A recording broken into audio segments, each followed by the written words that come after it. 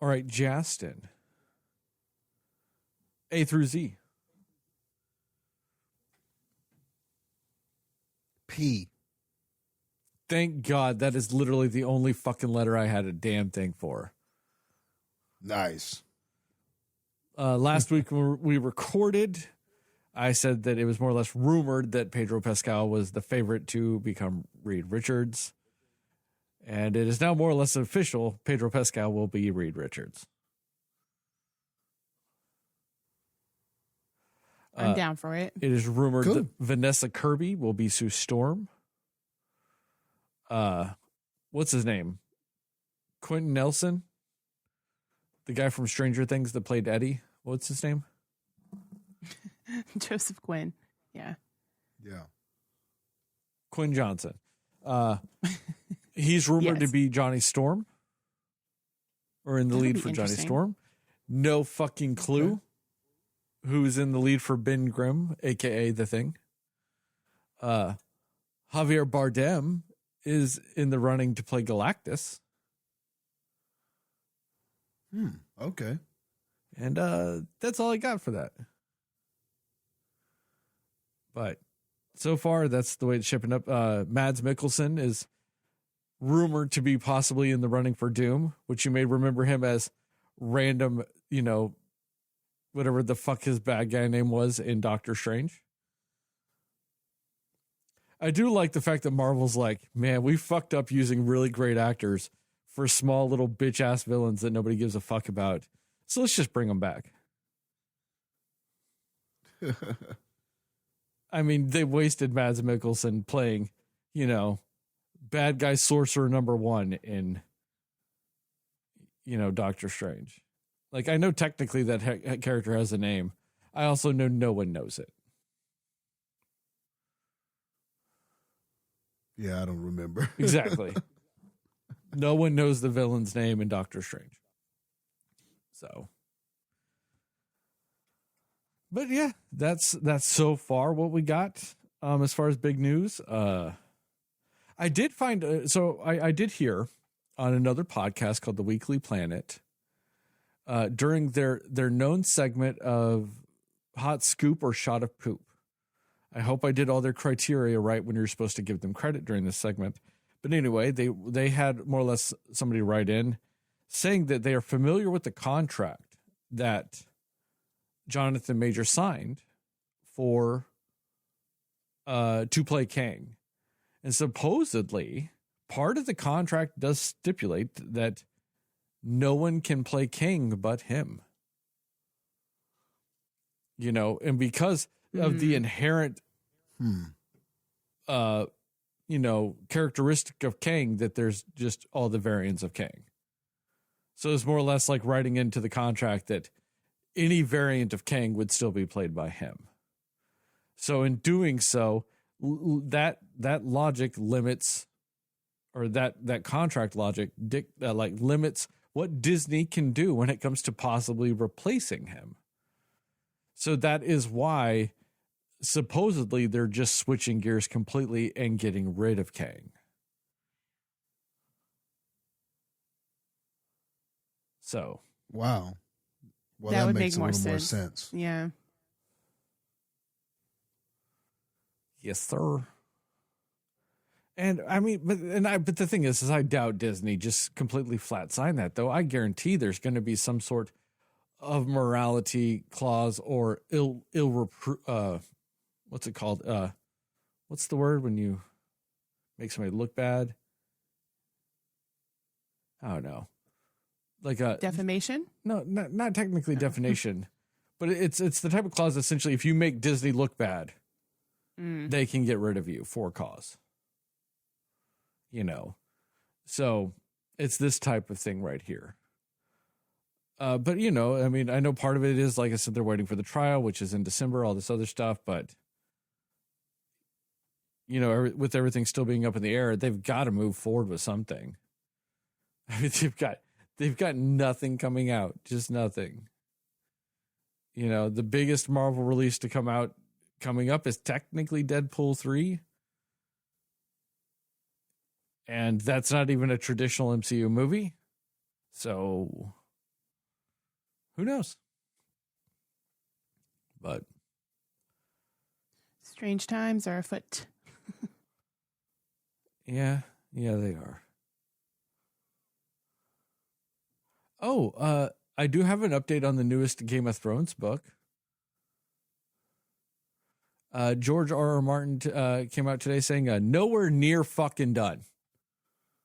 Just got hundreds and hundreds of pages still to write. So we're never going to get the end of that book series. Yeah. Never. I feel like nobody's going to care by the time he's done with it. I don't know how many people care now, but yeah. I mean, I would if I thought we'd get the last book, but I think technically he's still got one more after this to write. So you're just like, we're never going to get it. Setting yourself up to be like, I'm not going to look forward to it because it's never happening. Yeah, they are never going to officially end Game of Thrones, like with him as the writer, because he's going to die. Like, and I don't even mean that in a mean or malicious way. I just mean that as the guy is getting kind of old, and at the pace in which he is writing, no human being could live that long to finish. Like, you would have to live to like those older biblical ages to finish writing this series at the writing rate he is going. Yeah, or maybe if cryo sleep is invented by that time, you could cryo and just, but that's the wake problem. Your ass up and read it. If that motherfucker's cryoing, he's not writing. Can't write if you're frozen. True. Yeah, that's true. That's a good point. But I mean, you could cryo. Maybe you cryo. Hopefully, he will live. I think the world's going to end before that happens. I think literally we're going to get to the end of the solar life of our sun. And it's going to collapse upon itself, ending all like life in our solar system, which I mean is just us. But I'm just saying like our entire solar system will die before he finishes these fucking books. And that's billions of years away. Does he have any kid writers or anything like that? Like one of them second generation that's like, I will finish my father's work or something like that. I don't think he has children. Damn it. He's not interested in like making one or. I'm sorry. I'll email him and be like, hey, I'll finish the books for you. Yeah. And just after he passes away, I'll be like, all right, it's my turn to take over. And I'm going to crack my knuckles. And then I'm going to like, all right, here's the book, the final one. However the show ended, so does this. And then just print that. Bam, done. Be done. Just fuck everybody up. He does the voice on the audiobooks for it, right? Or No, he doesn't. Oh, okay. I thought he did. No, it's some guy, but it's not him. But yeah, that's how I would end it. Just to fuck everybody that's like, oh, the books would never end this way. That it would officially be, that's how they ended. And maybe to fuck with them a little bit, be like, this is how the book ends, just like the show, but technically the show did it a little better. Period. The end. Just to fuck with them even a little more, because they'd be like, but no, the show's worse. They're like, well, hey, according to the book, it's better. So.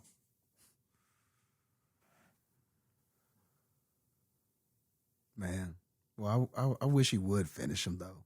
Because then maybe we could, like, reboot that last season or something. I don't know. Maybe it can end better than it did. Everyone that will have been involved with the show will be dead. Oh, even the children will have grown old and died waiting on that last book to come out.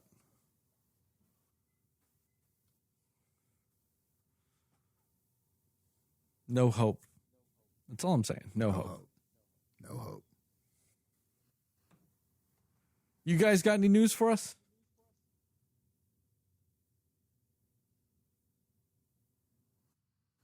I don't think I have anything on my end. I mean, the only thing that I read of any relevancy, I mean, we kind of talked about it on our last episode, but still. So the second week of the Marvels, unfortunately wasn't any better. Was one of the It biggest. had like a 80% drop off or something. Oh, wow. That's unfortunate. 80% drop off of not a lot to begin with, Yeah. which is sad. It's good. Yikes. It's a good movie. It's sad. I know. I know. And anytime there's an article about it or it flopping or something like that, it's just full of comments of people saying, I saw the movie and I liked it. I thought it was good. I thought it was fun. I thought it was good. It's just nothing but people. Like nobody is hating on the movie that saw it, but nobody's seeing it. It's the weirdest thing. Yeah, I don't know. I've got no idea, because I've got no idea what the fuck Disney's doing with half the shit they do. I mean, they'll sit there and you know how like they came out with that Willow TV series, like the sequel to Willow, like the extended stories of Willow and all that stuff, and they put that out on Disney Plus, and like I was behind, I hadn't gotten to it yet. But before I could even get to it, they're like, we're canceling it. No season 2, and we're getting rid of it. It's not even going to be on the service anymore. You can never watch it. And I'm just like, okay, I guess. Like, that's how you drum up potential interest, Disney. Just burning all evidence that it ever existed. Okay. So, yeah, I don't know. Like, I don't know what Disney's doing with this stuff. I think a lot of it is just eroded faith in everything. I think there's been too many bad Marvel movies recently, even though the last 2 were good.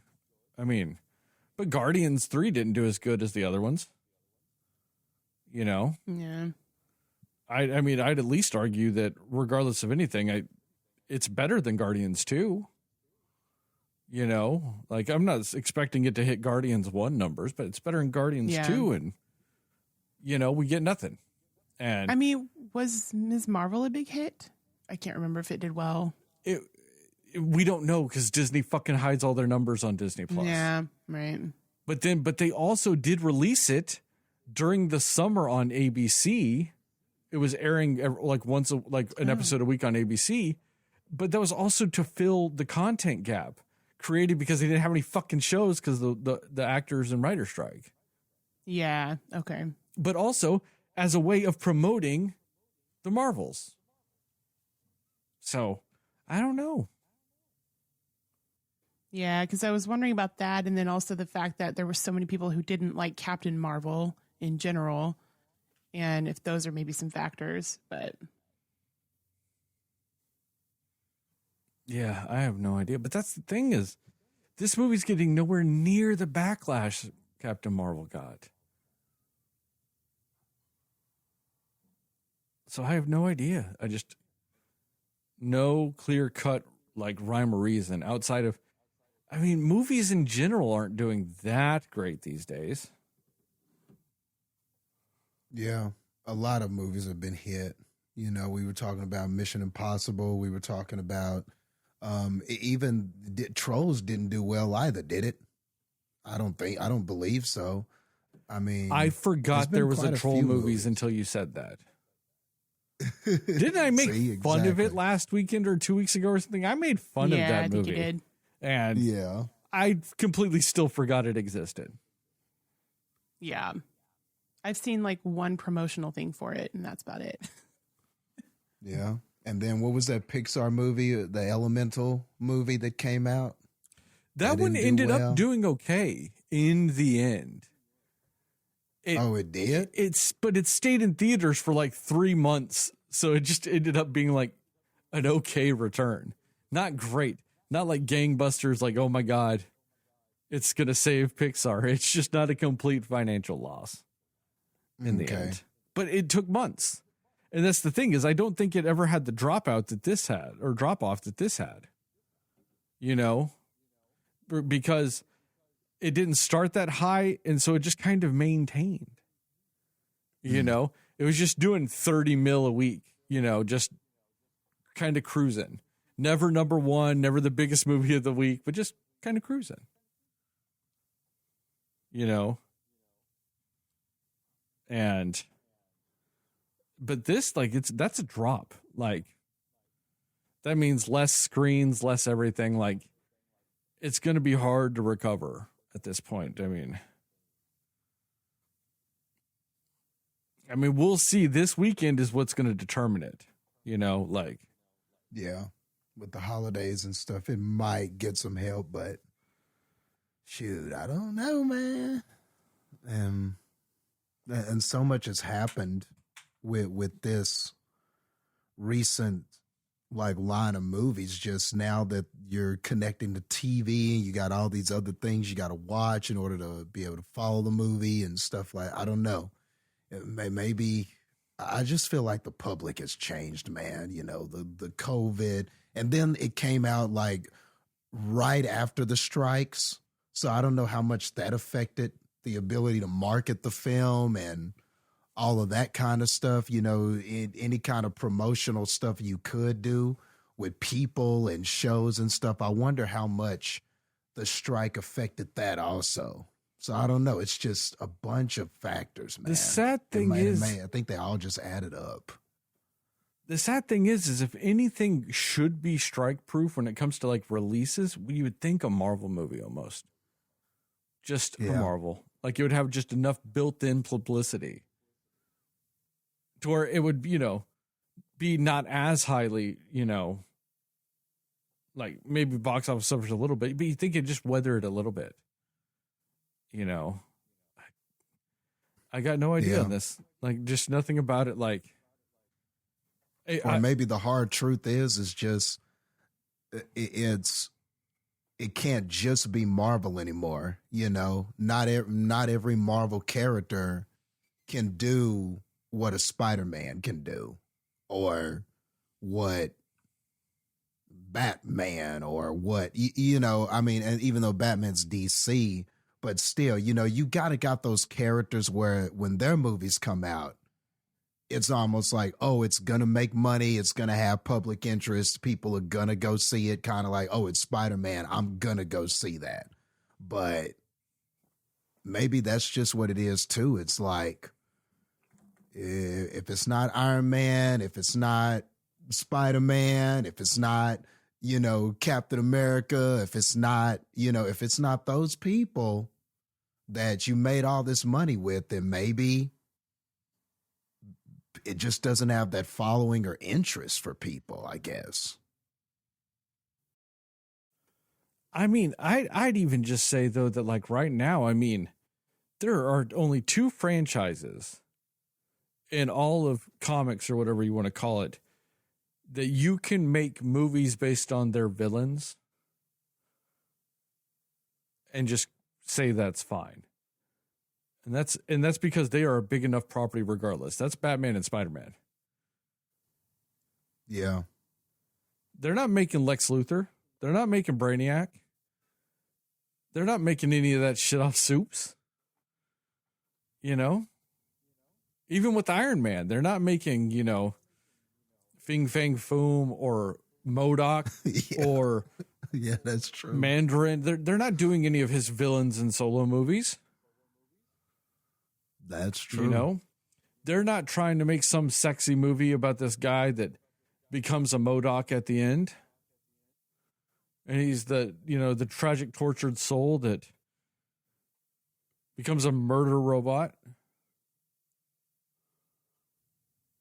They ain't doing that shit, but they're fucking doing Joker too. Getting Lady Gaga and making it a fucking musical. Yep. It's just like some characters, man, they just have the Midas touch, and then other characters, it's like it's almost just a gamble, you know? It's just, I mean, there are more movies based off Spider-Man side characters and villains than there are almost Spider-Man movies coming out. Yeah. And everywhere you look, like, I mean, and right now, I mean, Spider-Man is just the one, because Spider-Man just continues to make money no matter where it is. The PS5 Spider-Man game had record sales, you know, across the Spider-Verse. did awesome. No Way Home, all the homes, in theaters did great. So it's like, and then the Venom movies, they do all right, man. We don't like them. They but just they do all somehow right. make money. I mean, they work.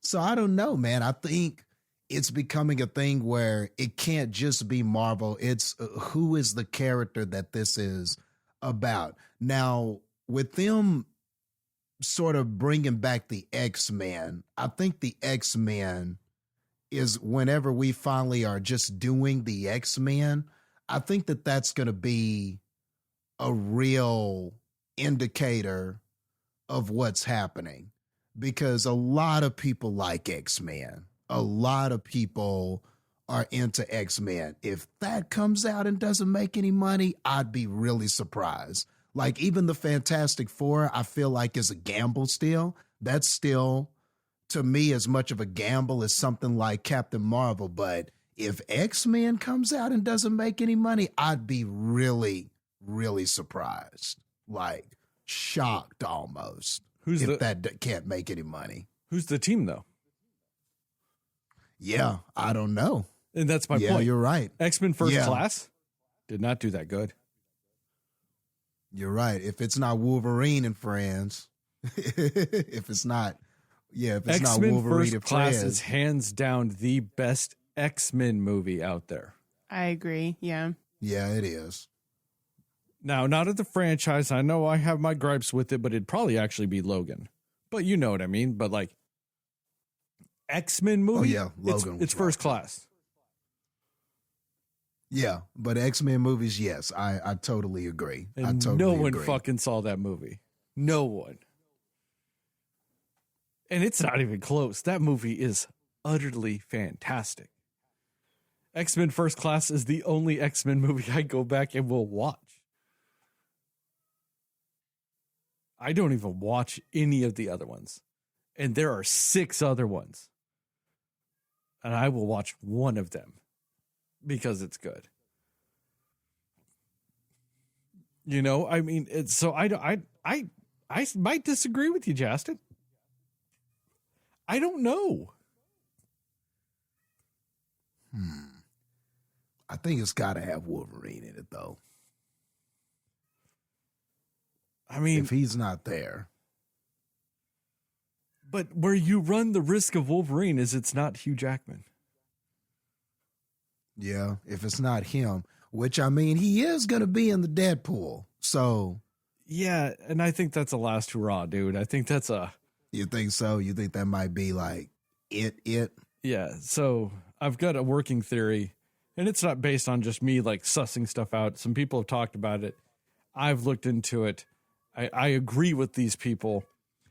You know how they have that comic, that graphic novel, Deadpool Kills the Marvel Universe? Yeah. The Deadpool 3 is going to be essentially Deadpool Kills the Fox Universe.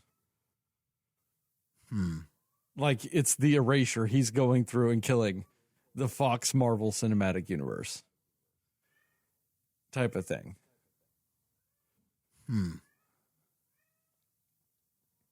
That would make sense. That's why you bring a Wolverine into it. That's why, you know, you bring some of these characters back. It's just so he can go kill him in the end. But what I think would be the best cameo if they did that would be a Ben Affleck Daredevil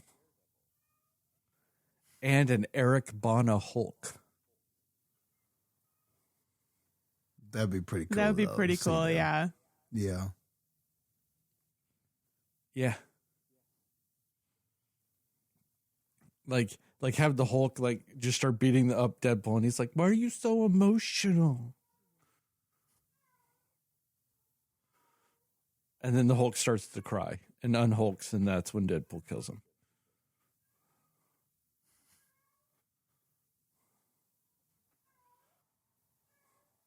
Anything else? We're rambling at this point. We got a whole movie to talk about. Oh yeah, I'm that's good. right.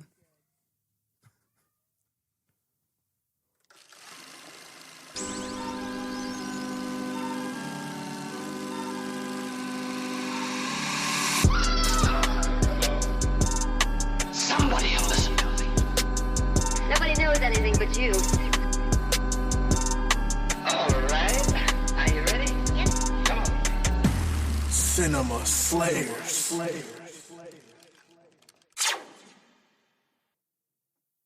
Hey, Cinefans, and welcome back to another episode of the Cinema Slayers podcast. I'm Sterling, and as always, I'm joined by Heather and Jastin. And tonight we're going to talk about what we liked, didn't like, and everything in between with the new holiday movie, Thanksgiving. We will go spoiler-free recommendations and scores, and then into a more spoiler-centric section with time codes in the description to allow you to jump around if you so require, in both audio and video formats. And with all that, Heather, what are your spoiler-free thoughts about Eli Roth's Thanksgiving while I run upstairs real quick and let my cat downstairs so she'll quit yelling at me? Okay. Yeah, so I kind of liked this movie. Like it wasn't bad. I'm not going to sit there and say, oh, it's a great film or anything like that. But I didn't have a bad time watching this movie, especially with knowing what the premise of the movie was. There were some things in it that I wasn't expecting to be a part of, like, the plot of the movie, but as a general rule, like, you see what the premise of this movie is, and you're just like, it feels like it's going to be a very low budget, like, type of, you know, just horror-ish movie. And I also, every time I almost want to say Thanksgiving every time we talk about this, because that's just the nature of the movie. But God, I wish this was Thanksgiving 4. Right. Yeah.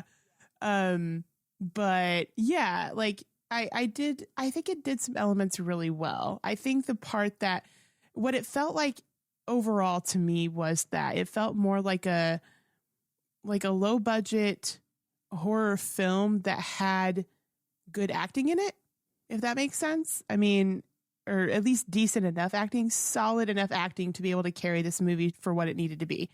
So, I mean, and that's probably the best thing that I could say about this movie, right? Like with the plot of this movie and what this movie is, you don't necessarily expect it to, you feel like it's going to be silly, right? But like it takes I don't know. It doesn't take itself too seriously, but it also, like, in the context of what they're doing in this movie, the characters feel like they're taking it seriously, if that makes sense.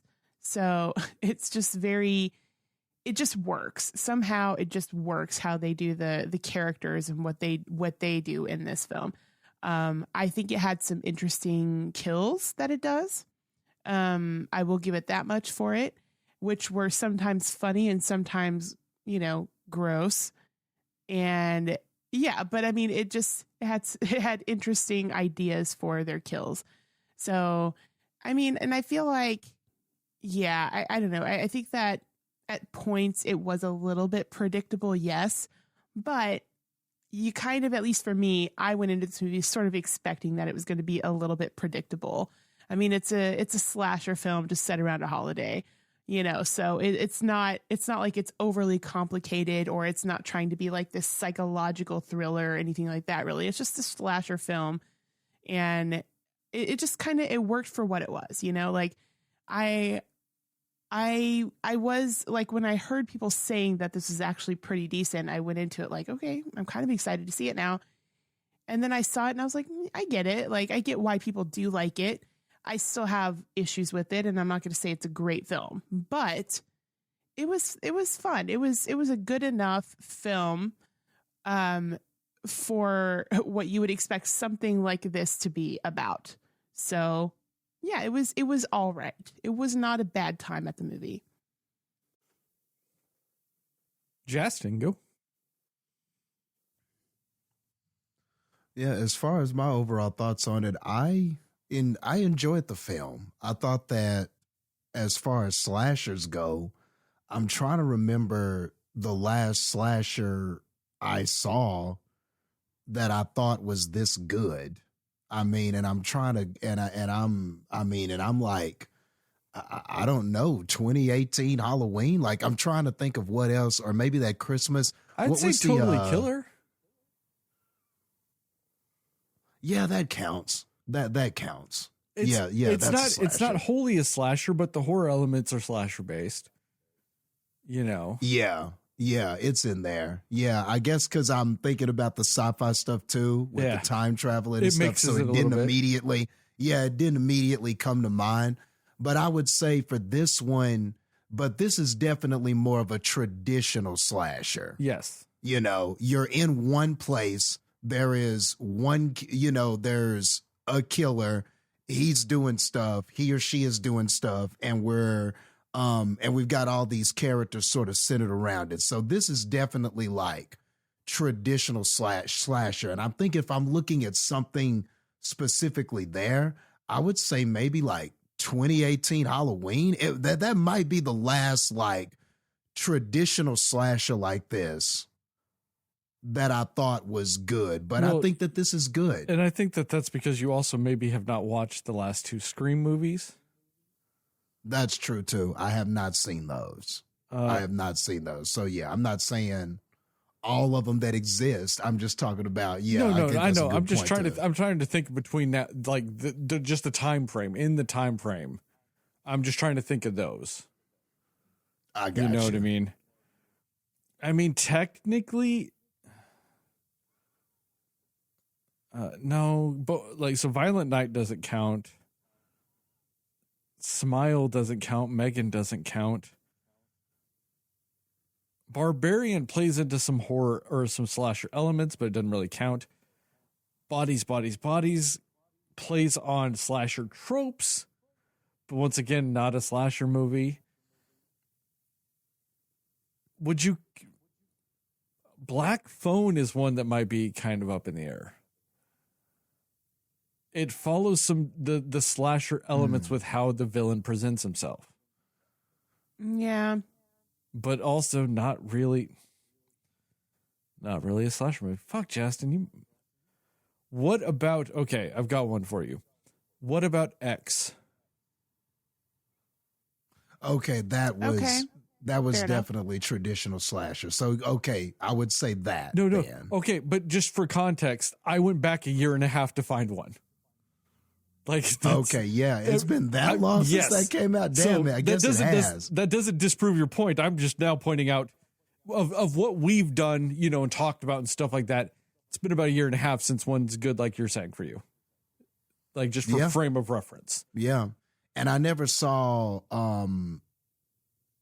not the sequel to it, but the one about what is Pearl. it, Gertrude or Pearl? I never saw Pearl, so. Who knows? Maybe I would like that too. But yes, I would say since X, as far as traditional slashers, that might be the last one I enjoyed of what I've seen when I look at this. But this, I like really enjoyed this, especially just like, and it's not because this reinvents the wheel in any kind of way. We've gotten some horror movies that try to do these innovative things like When Evil Lurks or like Talk to Me and stuff like that. Those are not slashers, but they're horror movies where they kind of try to reinvent some of what we know about some of those horror concepts. And I really enjoyed those. This one, I think I enjoyed it for kind of the opposite of that, where this is just it's not reinventing the wheel, but it's taking traditional things and it just does them right. I think that's what it does. That's what it is. It takes a lot of old tools, a lot of tricks that we've seen before, but to me, it does way more right than it does wrong. And so therefore I enjoyed this. The origin or the way that the slasher is created in this, I think is memorable. I think that these, when you're thinking about, and I won't go into too much detail, but when you're thinking about Black Friday and shopper crazes and stuff like that, that's a very familiar thing at this time with the holidays and stuff like that.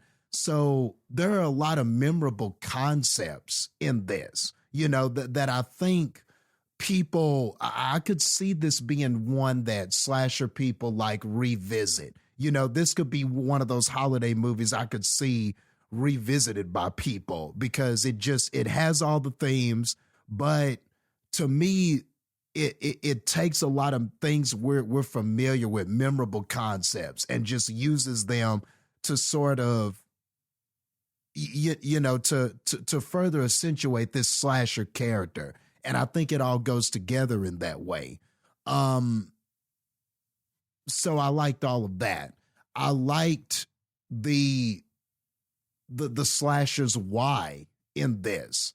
Like, even though we don't know, even though you have to take the journey to find out who the slasher is, you already know why the slasher is doing what the slasher is doing. So I think that helped the story a little bit too. You're not constantly like asking the movie, why is this happening? You know why it's happening, but you just want to kind of see, get to the end to find out, exactly who is doing it, and just answering just a few of those little questions that are out there. But you understood the killer's motivation. So I think that was very well done here.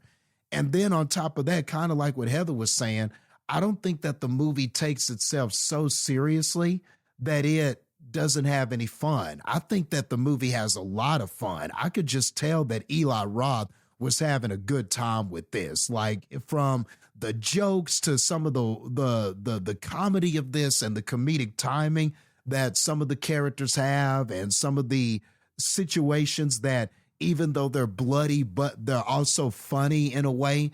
And I think what I loved most about this was the use of the gore and the kills, because every kill is done in an interesting way. Every single one. There was no kill that was done the same as the one before it. And I think that was very cool. I like that about this film. Like, there were just so many creative ways that our Thanksgiving killer, John Carver killer, was killing people. So I think that was cool too.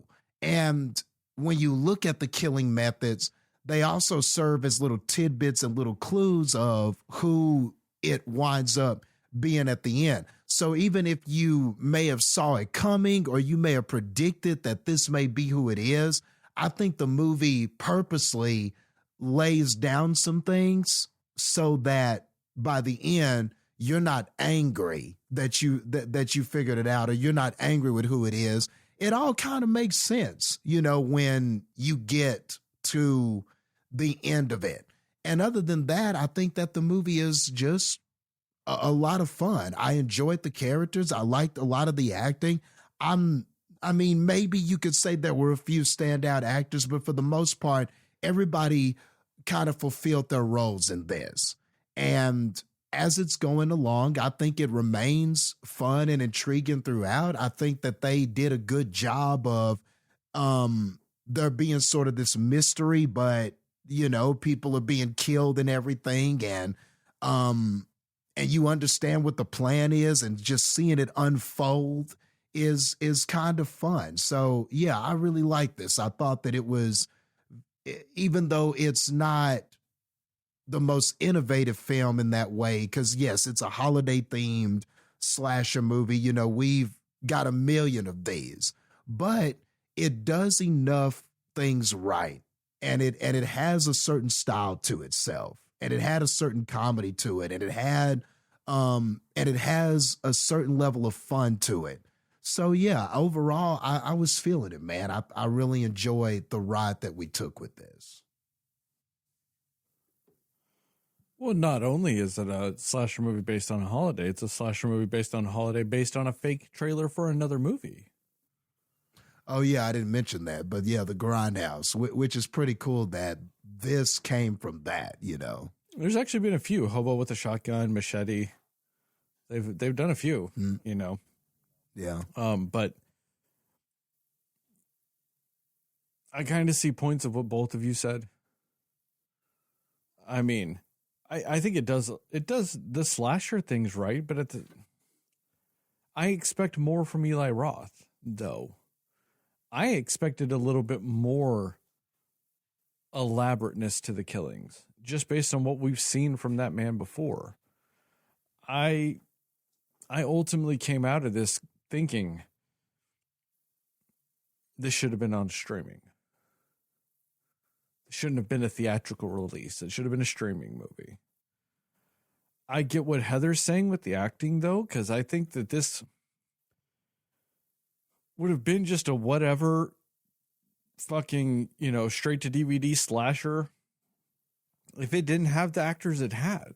I think the actors really helped stabilize the movie. But just having a few people that are good actors, it just stabilizes what this movie is. And that's that weird borderline thing that horror movies kind of fall prey to. Of just, if they had one or two, like, just good actors, that can save a movie with the way horror presents itself, And I think that this movie really shows that. It shows that, there's a lot of possibility with what they can do with it. And like I said, I agree with you, Jastin. It does the traditional slasher stuff. And it does it fairly well. It doesn't, doesn't write any new rules. It doesn't, break any ground with it, but it at least does stuff competently, which is a lot more than we could say for a lot of movies. But then also, to me, it's an Eli Roth movie. So yeah, it should be competent. I mean, this is what he does. I think in the end, though, I'm still slightly just left uninspired by it. It's fine. I'm not mad I watched it. I'm also not excited about it. I'm not going to be like, man, you need to go watch that Thanksgiving. But also, I'd be like, yeah, you should watch Thanksgiving. So I'm in this weird conundrum with it. I don't like it. I don't love it. I just, like I said, I'm kind of like, that's a streaming movie if I ever saw one. But, like, it's weird, though, like, because I don't necessarily disagree with what you said, Jastin. Like, I'm just, you know what I mean? I'm uninspired by that. But I get what you're saying with it and why, to you, it's not a negative thing. And then I get what Heather's saying with it. I'm like,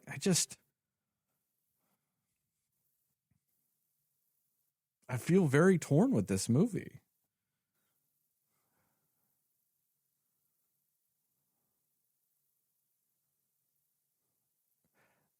And I think why I'm torn and why I maybe don't love this, I think is something I'm going to need to bring up within spoilers. If I really think about it, there's one particular aspect of this movie that is a slasher.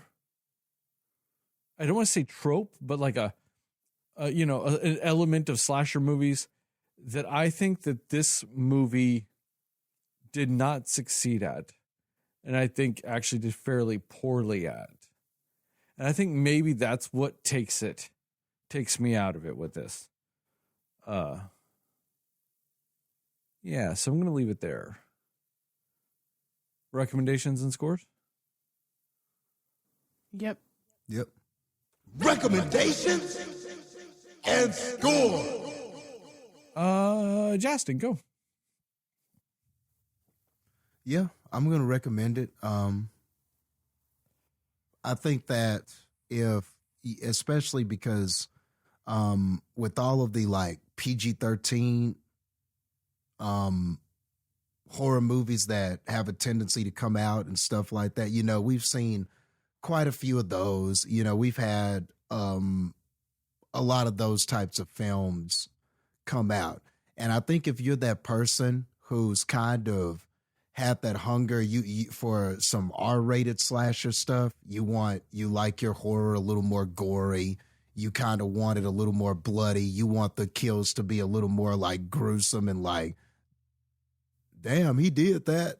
You know, I think that this definitely has some of those things. I think, you know, I think if that's kind of what you want is something more adult, you know, a lot more swearing stuff that's a lot more, you know, just a lot more volatile and violent kills and stuff like that, then I think that this will satisfy those horror people that like that kind of stuff in their movie, because this has all of that. But it's just like you guys said, but on top of all of that, it's got some good acting. It's got a solid story that, you know, is pretty solid from beginning to end. And it's got some funny moments. So it's got that comedy stuff in there. It's got a little bit of cheese that you kind of like in your horror movies. There are some lines that are totally cheesy and meant to be kind of that in the spirit of what is corny in a traditional horror movie. It's even got those things in there. So like I said, I think it's just all of the basic rules and tenets that these movies tend to have, but it just does them right with a sense of style and energy and just fun. So I think, and I felt all of that watching the movie. So I would like for other people to feel that too. So if that's what you're looking for this holiday season, you know, you don't want to see something happy about Thanksgiving. You want to see some people get murked. This is definitely the one for you. So, and for this to have started as just something that was just a trailer in a grindhouse movie, and then to become like its own thing, and now we've got this character and everything. And I really like the John Carver killer character. I think he's a good character. You know, I think that when you think about all these holiday horror characters and people and stuff like that, or even someone like the Creeper or something like that, I don't know. He probably could be right there with somebody like that. You know, I think that this had enough style and enough memorable things happen to where I don't know. I think that this is a memorable character. I don't feel like it's just one of those where he'll just wind up in the bin with a million other horror movies that we've already seen. I don't know. I think this movie deserves more credit than that. And I think the character is stronger than that. So I appreciated the effort that was given here across the board, the acting, the directing, and then just what I got as a traditional slasher, I think is exactly what a slasher fan would want. So with that being said, we'll give it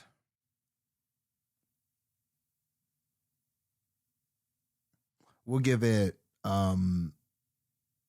82 crazed maniacs telling you that there aren't going to be any leftovers on Thanksgiving out of 100, which is really sad because sometimes Thanksgiving leftovers can be great. I will agree with you to that when you're talking about maybe the potential of like having that character be like something in more movies, like a Thanksgiving 2, just somebody taking that moniker and that stuff. You know what I mean? I do agree with that, you know, like more so than, I don't know, weird discount Johnny Bravo or whatever the fuck that was in Totally Killer, or, you know, old woman bitch in X. Like, you know what I mean? Like the John Carver character has the potential, like, you know, like you said, like of being something kind of maybe like a ghost face. Yeah. You like, know? I think he earns a seat. He can earn a seat at the table. Like, you know how sometimes people do those renditions of like the Last Supper picture, and it's all the horror movie people, and Freddy is the Jesus, and then you've got Jason and all of them. Or like, you know how sometimes there'll be a Thanksgiving picture and you got all of them sitting at the table eating Thanksgiving, and it's Jason and Freddy and all of them. I don't know, man. I think John Carver should be there, man. I think he gets invited to the dinner. I think he gets invited to the dinner, man. That's how much I liked this film and that character in particular. I mean, I don't completely agree with how you just phrased all that. That you're like, he could be at dinner with Jason and Freddie. But you know what? I respect the energy. I like it. Yeah, he not gonna get as big of a plate. So wait, he would may you not say get to say much. At least right now, he's at the kid table, but he's at least invited to dinner. He's invited to Thanksgiving. He's invited to dinner. Some people will remember he's there, but he's not going to have a big moment at the dinner. He's not going to be the one that maybe they talk about, but he was there. You know what I mean? He's the guy that you asked to bring the soda. Yeah. Yeah. You're like, we don't know if we can trust him enough to bring something we're going to rely on for the meal. He can't carve the turkey, but he can bring the soda. You can bring some sodas, but he's also like the utensils. He's the second guy that's also sodas. He's just the guy that's the backup to the other sodas, just in case he doesn't bring them. You're not like, well, I guess we have nothing to drink.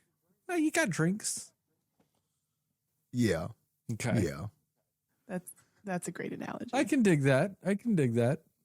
He got a store-bought pie, you know what I mean? He didn't make it himself. He probably brings a store-bought. It's not even a store-bought pie. He's just buying like a bag of Great Value Walmart cookies. Yeah. That guy. Yeah. Yeah. To be more akin, if you were from Midland, Texas, it's the person that brings the bag of Albertsons cookies. Oh, gosh. There's always one. Yeah. Or those moist muffins, right? Is that what they were? Moist muffins? Chewy muffins. Chewy muffins. No, you're. I hope I get some of those.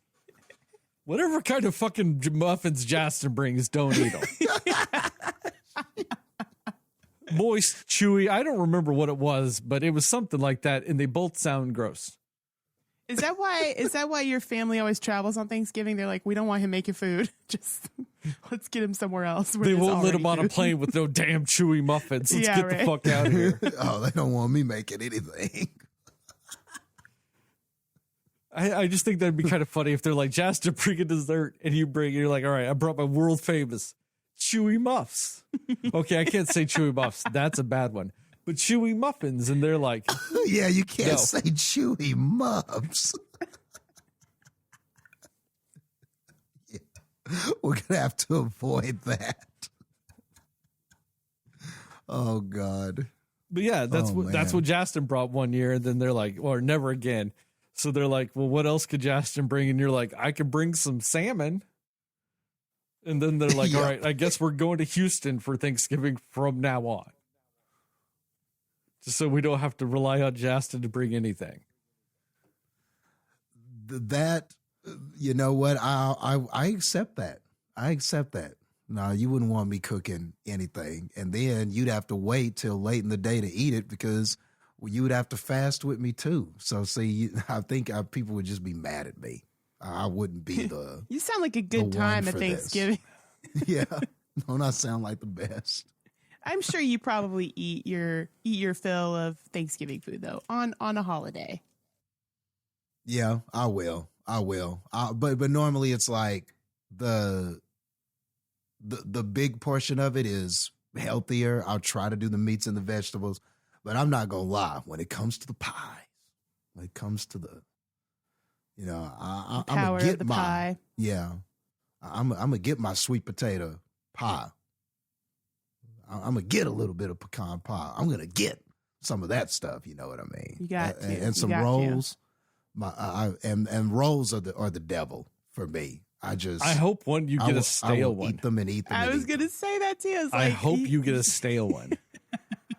No, they're always fresh or fresh, like my grandmother used to say. They're always fresh. I don't know what y'all are talking about. You know what? Stale roll. You know what what? Is that? You know which one I hope is stale too? I hope it's your third one. No. I want you to get lulled into that false sense of security of fresh rolls. And like, I'm talking about, this is the roll that you're using to like clean your plate to get the everything roll.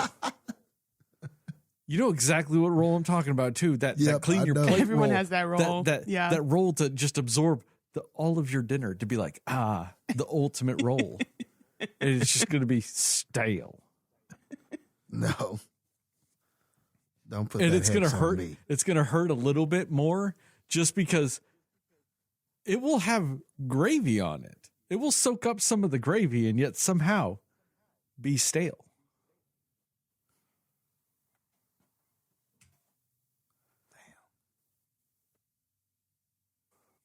I'm calling you. I'm going to interrupt you. If that happens to me, I will be calling you and interrupting your Thanksgiving, and I will cuss you out on Thanksgiving, and you will care exactly none. And I'll tell you, thank you for giving me something to be thankful for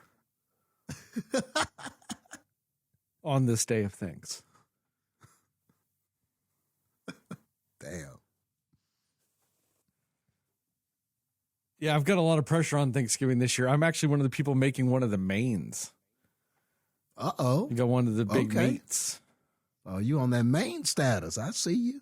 I'm on the main status. I'm doing a main. Worked your way Man, up, huh? I've got to do a main, a side, and a dessert.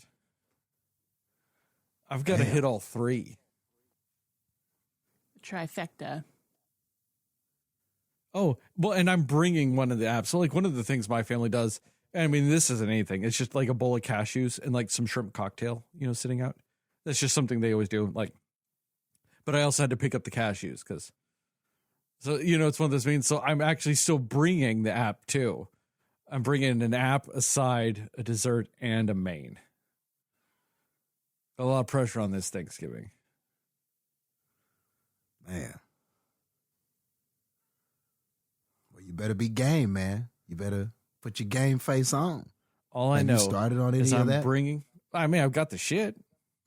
I'm not okay. starting. I'm not making any of it till tomorrow night. But all I know is my family needs to get their heads out their asses and eat some fucking sweet potatoes this year. They all fucking missed out. I made the greatest sweet potatoes they could have ever fucking asked for last year. And they all fucking slept on them. Except for like one or two people. They're like, well, that looks good, but I don't even like sweet potatoes. I guess I'll try it. And then they're like, oh, I love this. And I'm like, yeah, I know. They're the fucking best sweet potatoes you could ever ask for. But too many people were just like, nope, not going to do it. Like, all you're doing is hurting yourself. I ain't worried about if I bring too much. My ass will eat every bite of leftover fucking sweet potato. I ain't worried about that.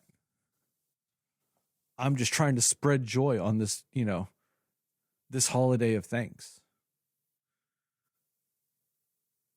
And also, yes, Heather, what's your recommendation and score for this movie? Because we're actually doing something. Yeah, I mean, I do recommend it. Why not? Like I said, it was not a bad time at the movies. So yeah, it's definitely worth at least one watch. And I mean, I'm not quite as high on this movie as Jastin is, but I, again, kind of like Sterling, I respect the energy of it. I'm not mad at it. It's just a preference thing, I guess. But yeah, I mean, and there definitely were elements in this movie where you could tell they sort of took from, other classics. Like there was very like Halloween feel to some scenes of this. I even recognized a little bit of like an I Know What You Did Last Summer vibe to some of it. Like there's just a little bit of that in there that for me, I was like, it just really reminded me of some of those moments. But again, those are movies that, I got what I needed out of those movies. So yeah, it was, I think the thing about this movie is it's like one of those where you just, it's going to be a background movie for sure. It's not going to be like this is good. I don't think it's necessarily going to be anybody's like favorite, horror movie. You know what I mean? And kind of like why you say, it's at the kids' table. It's there, but it's never going to be like the first I don't think, movie that people are like, this is the new best thing. But I do agree also that in a while, aside from Totally Killer, because I did really like that movie, this is probably one of the better slasher movies we've seen in a while. So I can definitely agree with that. I imagine we're not really counting Saw as like the same type of thing, right? Because it's not really slasher, but it has like some of the tropes or the elements of like, oh, who did it and what's the motive? But yeah, you know what I mean? Saw runs the gambit of slasher elements mixed with torture porn, mixed with so many things. I mean, yeah, it's got that's where it gets tricky, because who are horror villain icons for the most part? The slashers. Yeah. You know what I mean? Yeah. Those are your icons. And Jigsaw's iconic in that regard. So it gets weird. Yeah. It is weird, but it's and specifically that movie, because that movie very much played out like a revenge tale movie. It was John Wick, but Jigsaw was Wick. You know what I mean? It was so different from Jigwick? some of the other Saw movies. Jigwick. But like, but some of the other Saw movies are more line up better with the traditional slasher, but not that one in particular. I don't know. I hope that makes sense, but that's how I feel about it. Like that last one we saw went in, I liked it a lot, but it kind of went a completely different direction from what we're used to with those. But anyway, I agree. Yeah. But I was just thinking, because I guess maybe in general, if we're talking like horror films, Saw 10 was up there, but it's not technically slasher. So yeah. But yeah, I think this movie was, I appreciated the different like creative choices for the killings in this one. It was a little strange because I feel like the kills happen a lot quicker than you expect them to, versus sometimes like how long it would take to get to certain moments for the kills. But when you get there, you know, they were good. They were creative, and you're just like invested in what's about to happen. So yeah, I think it, and you know, the motive for the person who it is, like you kind of understand that. And also it's not, you know, it's a little bit predictable and all of that, but overall it really was just like, I don't know. And it kind of did. I kind of get what you mean, Sterling, about it's basically like this is a streaming movie if you ever saw one, right? Like for me, it has that feel of also kind of like more 2000s ish slasher films. And maybe that's what it was supposed to do, you know, but it just kind of had that vibe for me. Like, I think maybe because I saw those elements of, you know, like I Know What You Did Last Summer, and like you know, I mean, maybe that was the 90s, but either way, it just kind of had that feel for me. And I kind of liked that era of slasher films and stuff. So for that reason, you know, I was cool with it. So yeah, I think it did its job effectively for the most part, but of course it's not without its flaws. But yeah, I do recommend it. I think it is worth a watch. I think that you can have fun with this movie. So I'm gonna give it I'll give it 71 mass crowds for Black Friday out of 100. I did not like the Black Friday part. I did not. Outside of that, I mean, I do recommend it. I give it the caveat of wait till it's on whatever streaming service it gets to. I just don't see the need of rushing to the theater or casually walking to the theater or any of that stuff to watch this movie. It felt like a movie where you watch it with friends at home. Like, it felt like that's what you do with this movie. Is, you know, you have your friends come over, you order a pizza, and you watch this movie. Like, you know what I mean? Like, it just doesn't feel like a theater movie. It's a background movie, kind of. Yeah. Yeah. But I mean, I still think, like, if you had friends, you'd like, you know, like a group of you, like, you know, watching this movie. I think there's some enjoyable stuff you would get with this and stuff. I just don't know if like, I guess this is the way I'm going to phrase it. I did not feel like I needed to eat popcorn while watching it. And that's what makes me feel like I need to go to the theater if I'm watching this going, man, this would have been great with some popcorn. Or I needed That's the some determining popcorn. factor. It's tough. I'm torn between two grades. Torn between a 65 or a 70. I'll give it a 68. 68. You didn't really need to feed the cat. You could have just left it alone and it could have ate its owner and been fine. Out of 100.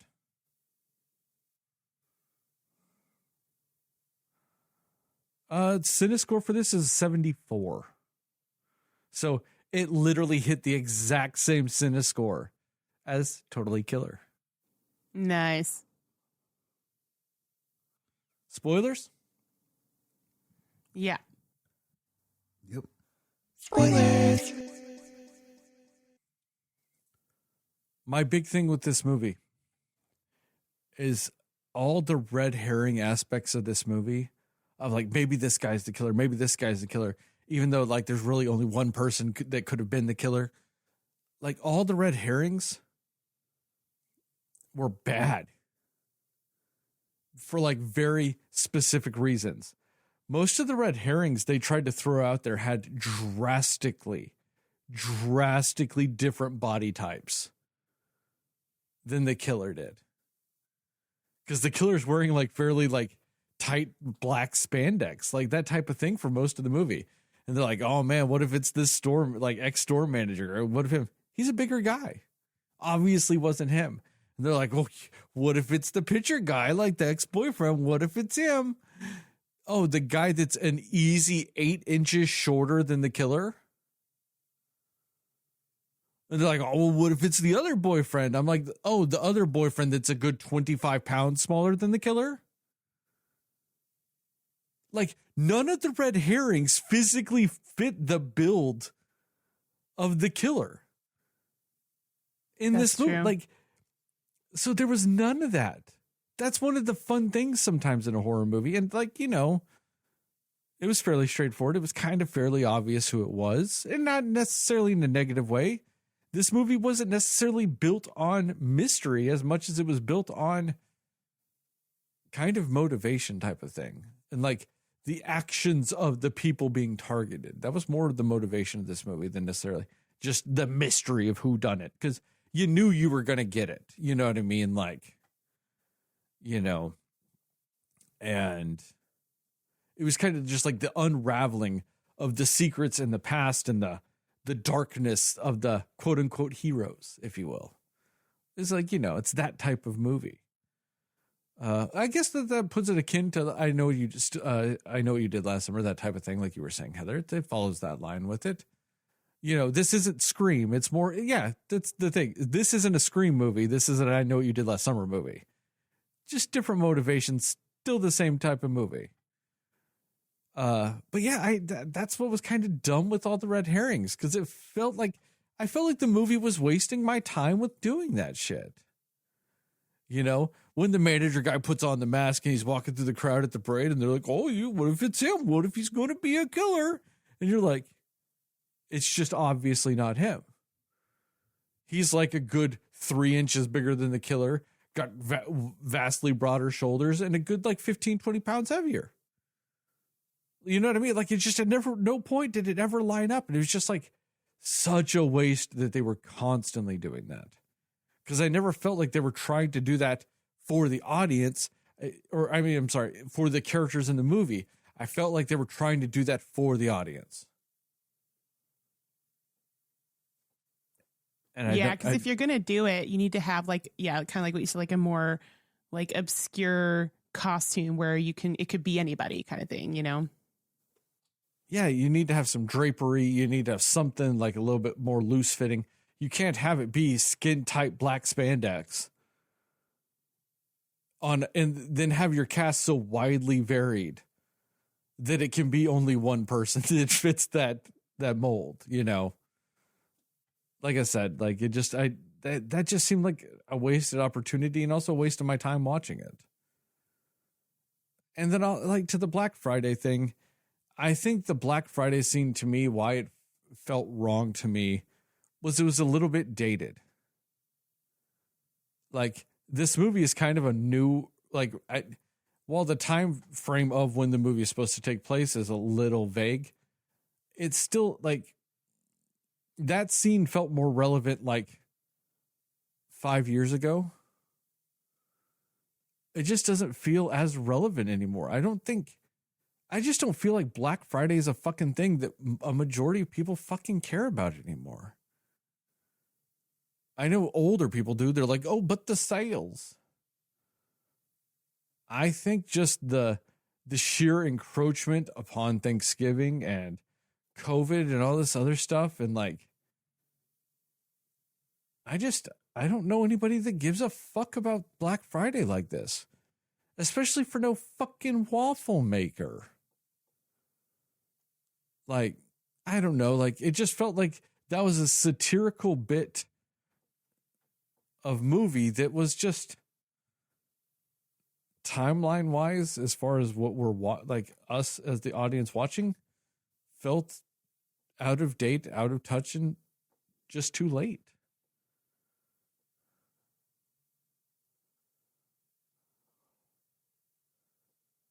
Outside of that, though, I mean, I really liked the way he killed the diner lady. That was probably, to me, the funnest killing in this movie. Just the whole getting her face wet, freezing it a little bit to the freezer door, you know, chase her around, stab her a little bit, and then ultimately cut her body in half with a Buick. That's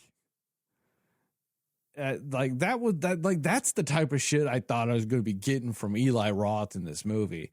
And then like the next one's like, oh, somebody gets a, you know, electric turkey carver to the stomach. That, you know, and that was it. And then he like cuts off his head. But I was like, that's not really, and you know what I mean? Like, that didn't really feel that inspiring. That didn't feel very Eli Rothy. Like, I don't know. It's just kind of all over the place with that too. So, like I said, good elements, especially for a slasher film. I mean, solid fucking bones. Like, I mean, that's, I guess the best thing about this movie is the foundation of this movie is fairly rock solid, though. You know, just Eli Roth making a slasher movie, and just the bones of the movie is just solid as fuck. You know, I've got issues with the other aspects of it, but yeah, rock solid. Jastin, what about you? Cool.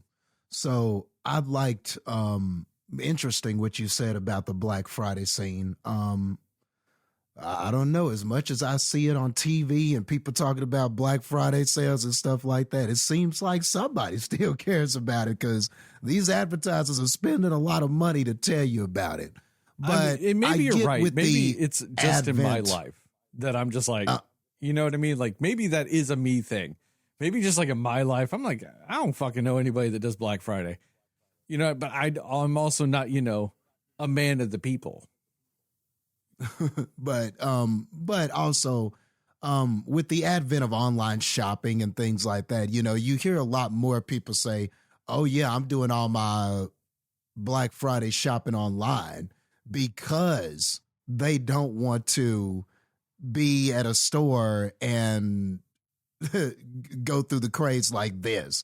You know, a lot of people are talking about doing Black Friday online shopping to avoid kind of the situation like this. Now, of course, this was over the top, and they were having a little fun with it, with the waffle maker and stuff like that. I mean, I don't know if there's ever been a craze ever for a waffle maker. I just think that was them sort of having fun with the concept and basically saying it doesn't matter what the item is, it's never worth what people will often do to each other at that time, and this craze, and how people just go crazy over these products. I don't think it was about the product. It's about how people act.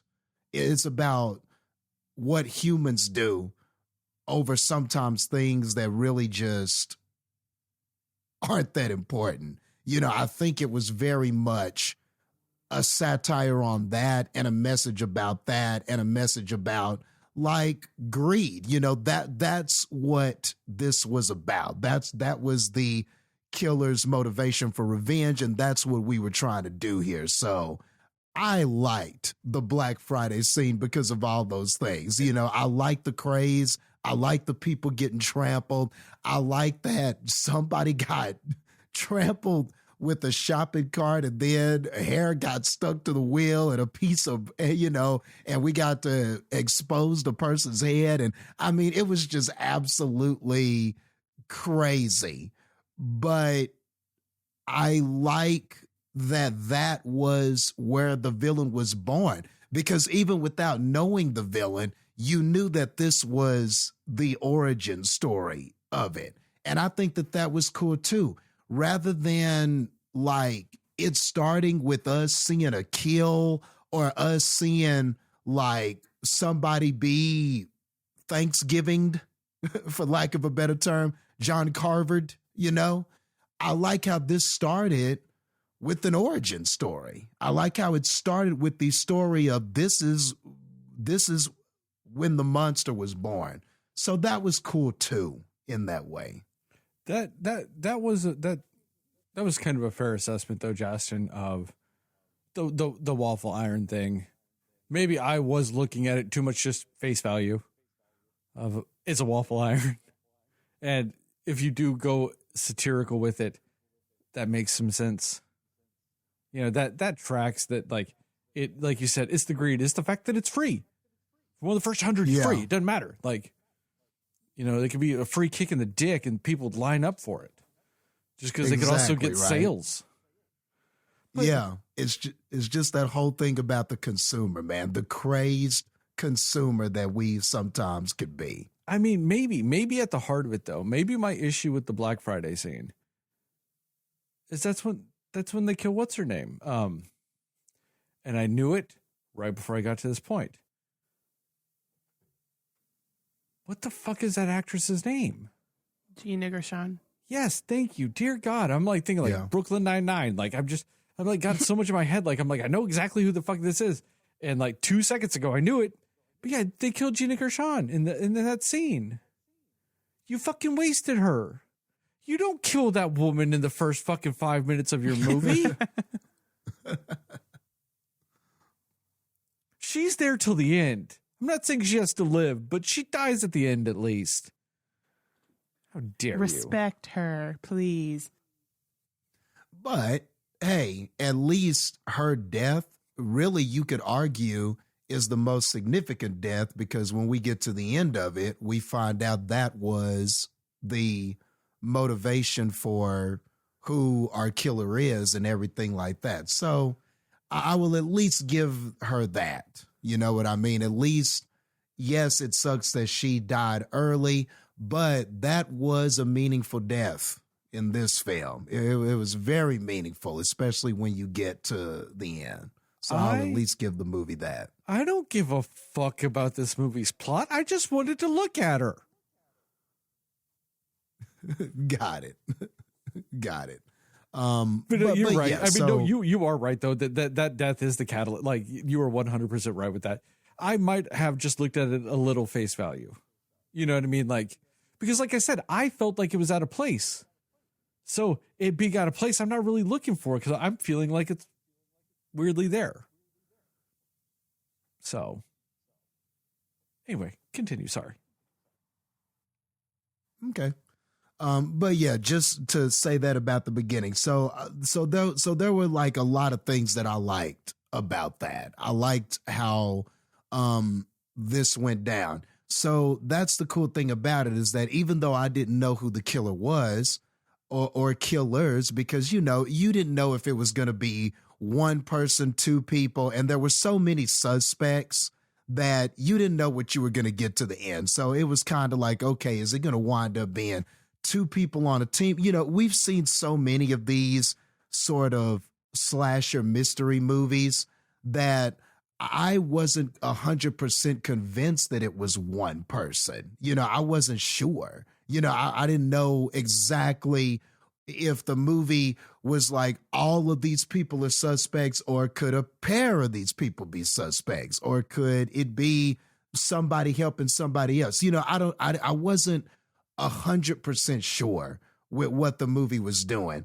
So as it's going along, and you're like, and this person is killing all of these people. But what I liked about it is that it didn't feel random in any way. It didn't feel like there was clearly a plan. You know, a table.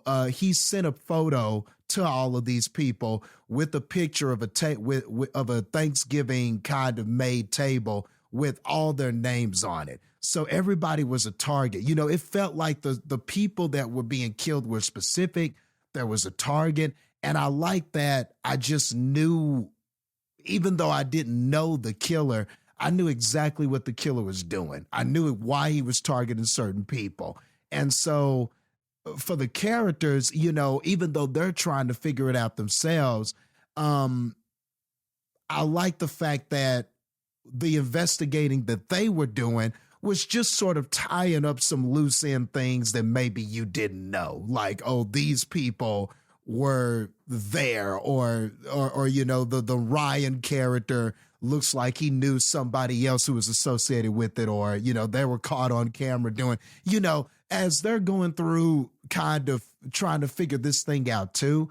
I like how they were sort of revealing some different things about who it might have been, but it all just felt like it was working for me because I knew why these people were being targeted. And I think that was just so important to me. So like whenever they're talking about what should we do, and they're having these arguments back and forth of, well, we need to try to stay together, or, you know, you had characters do different things. You had one say, well, we just need to, you know, characters trying to depend on the police and just let the investigation play out. Other characters wanting to take action. Other characters saying, let's stick together. Another character like, I need to strap myself with a weapon or something. You know, I like how you kind of saw a bunch of different things that I think people would do.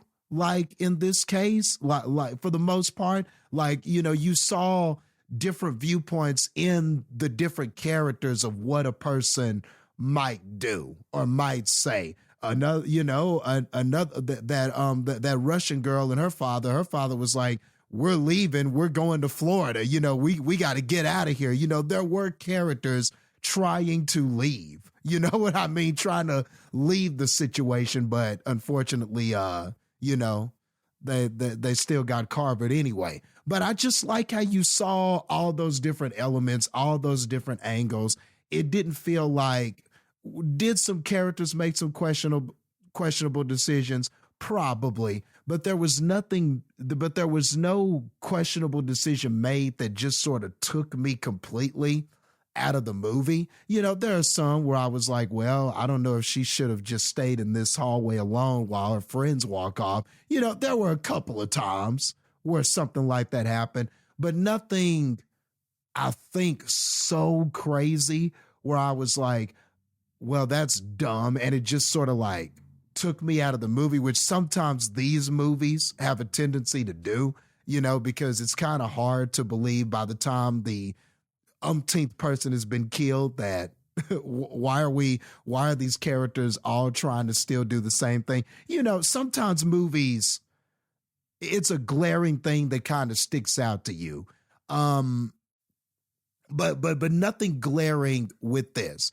And like I said, I just found it to be a lot of fun. Like, I liked all the killings, like what you talked about, with the the cafe girl at the beginning. That was a great kill, man. That was a great kill. And you know, it used a lot of different things, like is he around the corner, or hearing a noise and the person not being there, and it kind of, you know, is building. And then when the killing came, it wasn't like this quick thing. You know, there was a development to all of that. You know, the face getting wet, and then the freezing on the door, and then the chase. And I like how there were like parts and pieces to all of this stuff that was happening.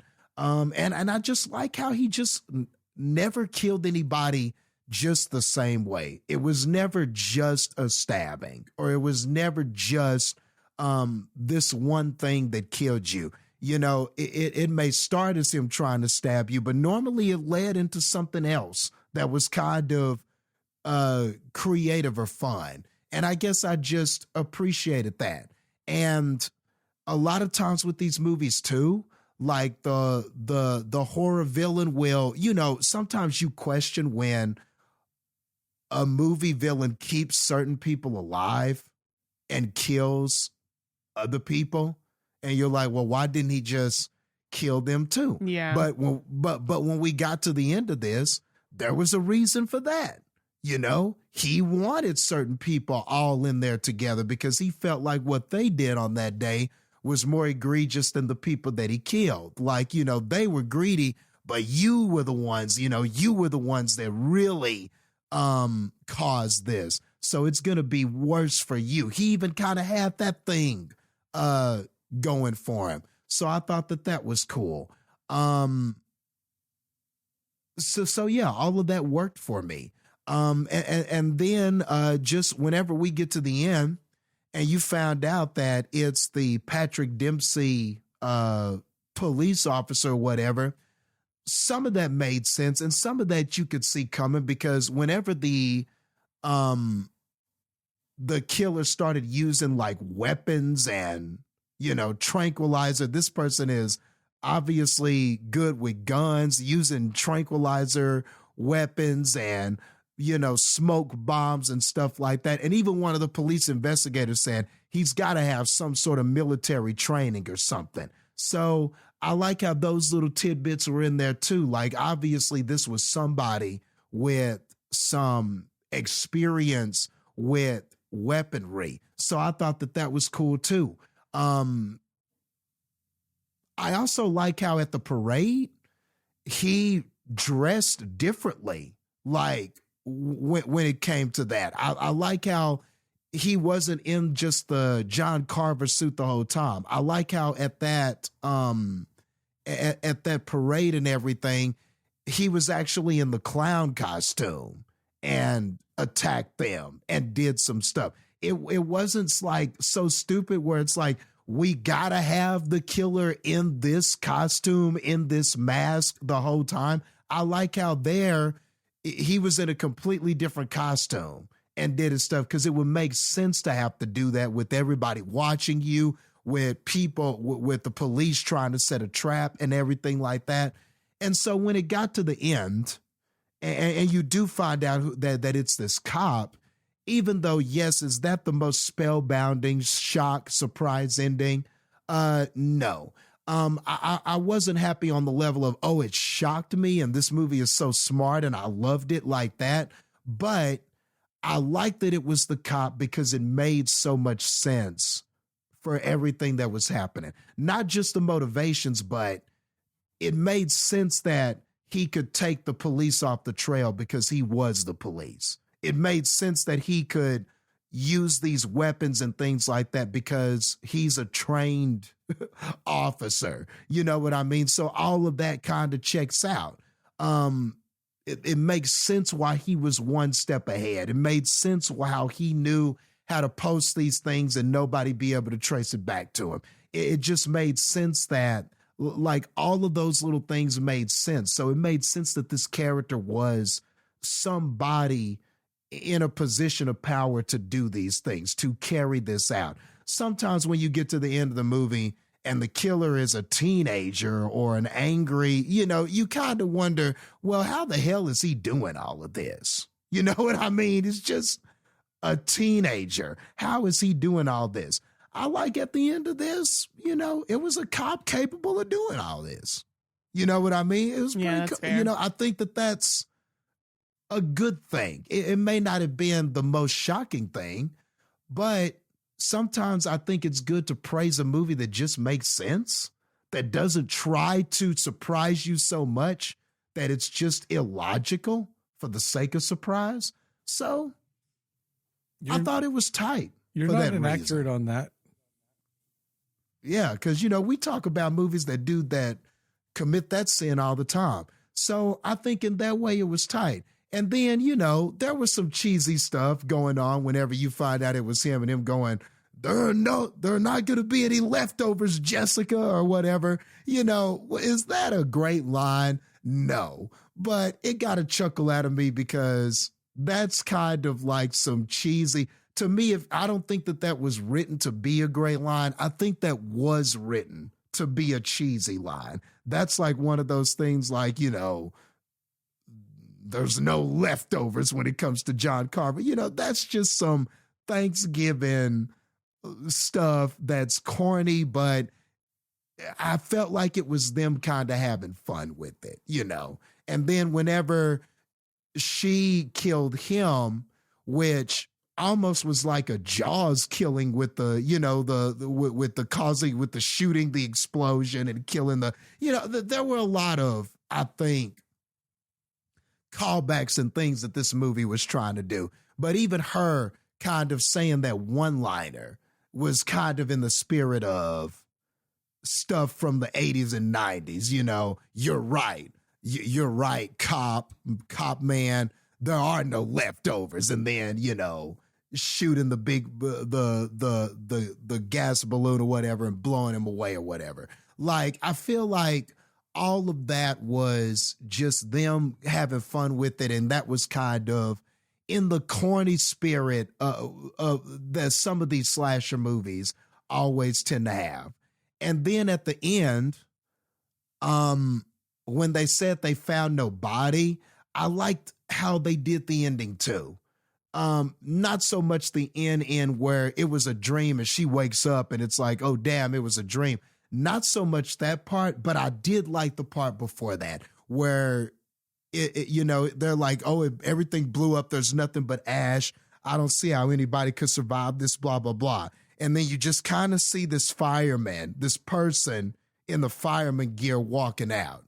And they just kind of like mysteriously walk by everybody, the victims, everything like that. And you just kind of see this person walk out. And it's like, it's him. They didn't have to tell you it was him. They didn't have to, but you just know, it's him and it's still out there. So even though she woke up and it was, what she's seeing, which is a burned officer grabbing her out of a closet. Yeah, that didn't happen. But we know that, the John Carver killer is still alive. So I even like that. I like how they did the, oh, but could he still be alive type of thing in this movie. I thought it was a little bit different from what I normally see with this, where we're just somewhere later and it's supposed to be an ending, but oh, he's back and he's going to kill you again. I like how they did this. I like how they told you he was still alive, but I thought that they did that in a pretty cool way. So yeah, I think that's all I got for it. She should have said, "Are you ready for seconds?" and then shot it. Nice. Yep. That would have been cool. That would have been tight.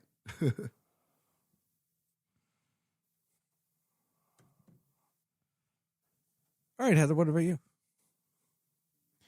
Yeah, my thing with the Black Friday scene is, for one, that was the part, like, at the beginning when I said there were some things in the movie I didn't expect.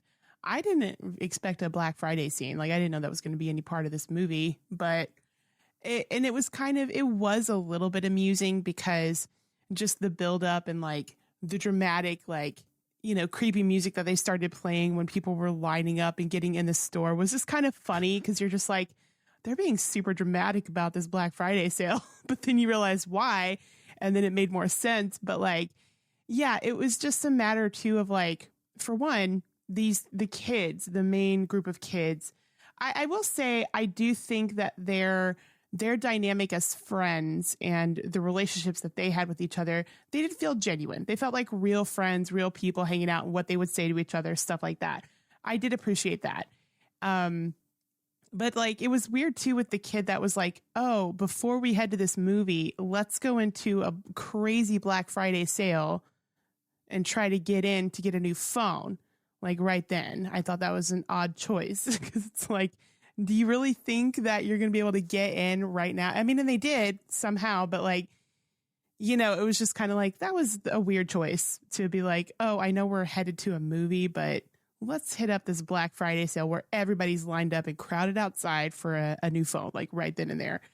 So I thought that was odd, but you know, you had to set it up. Well, also just to quickly add to that though, the daughter was the father owned the store.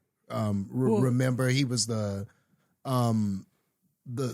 daughter. So they got in, you know, that remember they got to bypass all of that and get in without waiting, and then we're gloating about it, which was part of the plot too. So just to throw that in there, they were not planning on waiting in line. Well, and I get that, but at the same time, like, I just don't like the whole thing of the friend being like, all right, fine, I guess we're gonna go in and they're gonna have cash registers just ready to go right now for us, and everyone in the store is just going to accept us doing it because the owner's daughter's here. Like, you know what I mean? Like, I guarantee you there's someone in that store that's going to be like, man, fuck you. You're not getting shit till we open. Like, you know, I think that would have been funnier if that scene had happened too. My issue with that part of it, though, is that he gets that phone, and within mere minutes of getting that phone, he's streaming a video of everything breaking down. He just got it. How has he already downloaded fucking Facebook and logged into it and streaming? Let alone get it activated on his cellular account.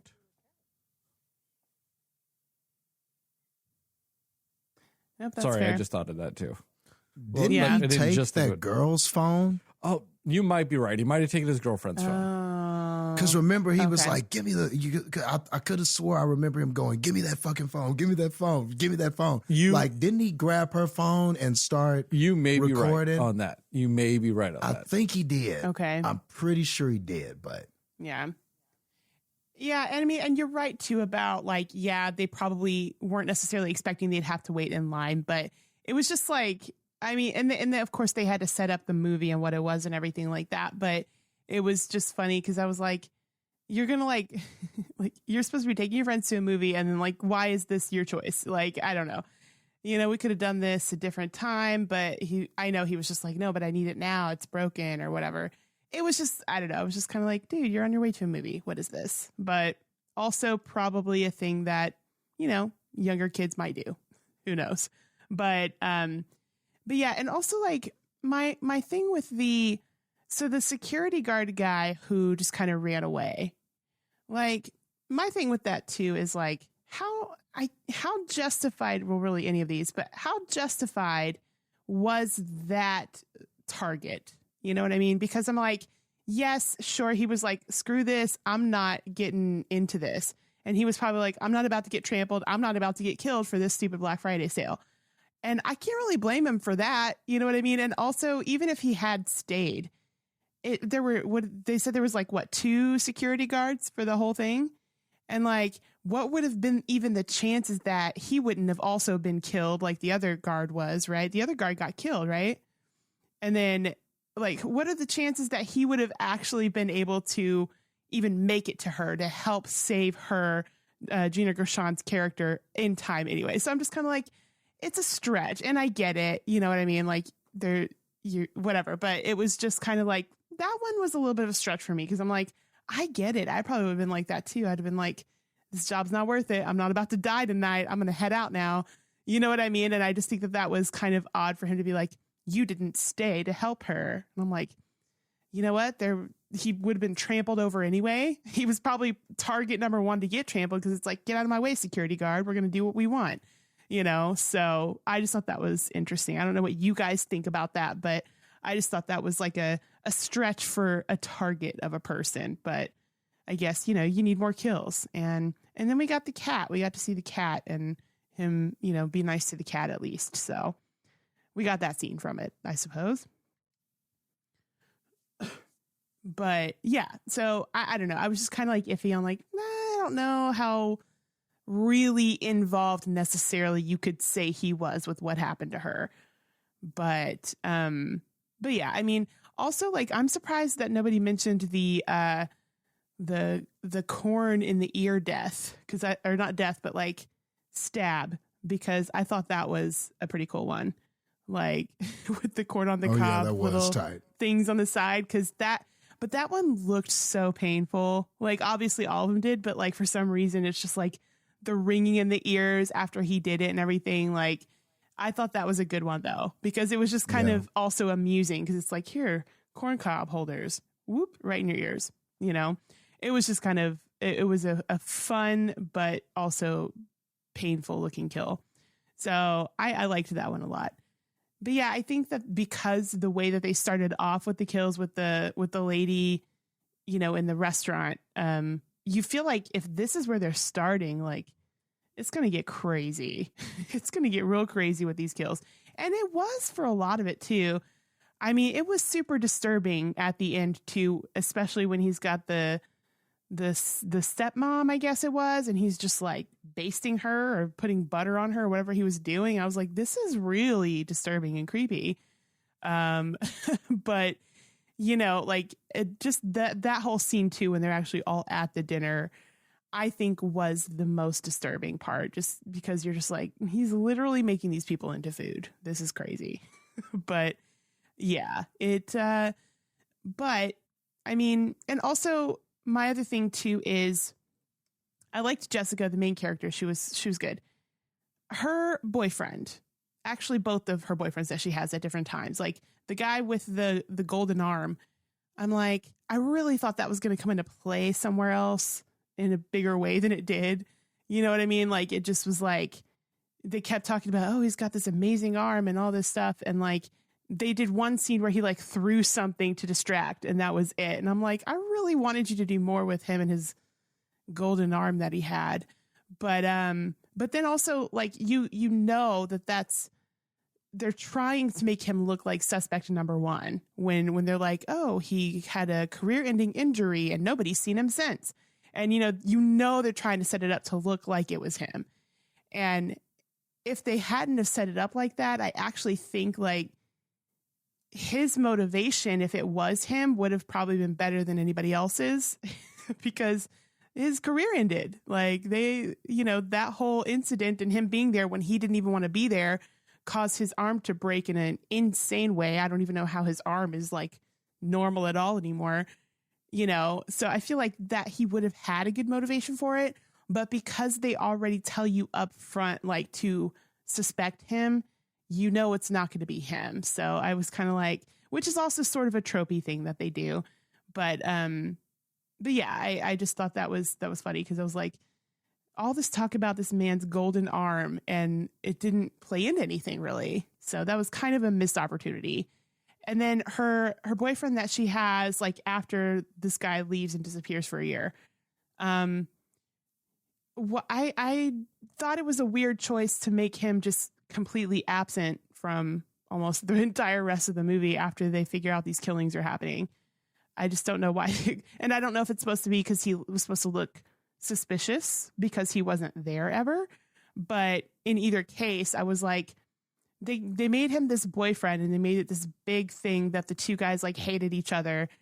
And, you know, just for him to like mark his territory of like, I'm the one with her now. And it just didn't mean anything because he's absent for almost the entire rest of this movie. So I just don't understand that choice either. But, you know, I mean, it is what it is. But, and then my last, like, I guess I would say criticism about the movie is, I feel like only the adults had the Boston accent.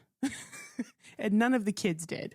I felt like Patrick Dempsey and then I think that coach guy and I don't know, a couple of the other people, even Gina Gershon might have had it a little bit, but only the adults seemed to have like that really Boston accent going on, and none of the children did. So I didn't know what that choice was either. But I mean, and they're little things that don't actually make anything into a big deal that you would dislike about the movie. But it's just little things that you kind of notice with it because, you know, when it is a very simple baseline story, it's easier, I guess, to kind of pick up on those things like that anyway. And when you've seen so many slasher films like this anyway, you start to like recognize the patterns of what they might try to be do. But it was still, I mean, in spite of all those things, it was still fun and it was amusing. And I do think that they did the dynamics of the friend group really well, even when they were, you know, in the midst of trying not to be killed and when they were trying to figure out who it was and all that stuff. They had a good dynamic and they kind of grouped some people together that you didn't necessarily expect. Like the girl that got the, you know, corn cob things in her ear, her boyfriend and Jessica like teaming up together, you know, and like just it was kind of nice that you feel like everybody sort of had their moment in the movie in that friend group, which was kind of cool. So but yeah, and then, yeah, it was obvious, like in a lot of places that it was the cop. I mean, it wasn't even anything I specifically noticed that made me think that, but I was just like, it's going to be this cop, isn't it? Off and on throughout the movie. And then when I see him there and she finds him like laying down on the ground by where the explosion went off and his face is burned or whatever, I was like, that's when I was like, it's definitely him. I don't know why that was the moment that I was like, yeah, it's definitely this guy. But yeah, it was even for it being a little bit predictable, the journey wasn't, I would say. I wouldn't say the journey getting to where the predictability was, you know, the whole movie wasn't predictable. It was just the ending result and the killer was predictable.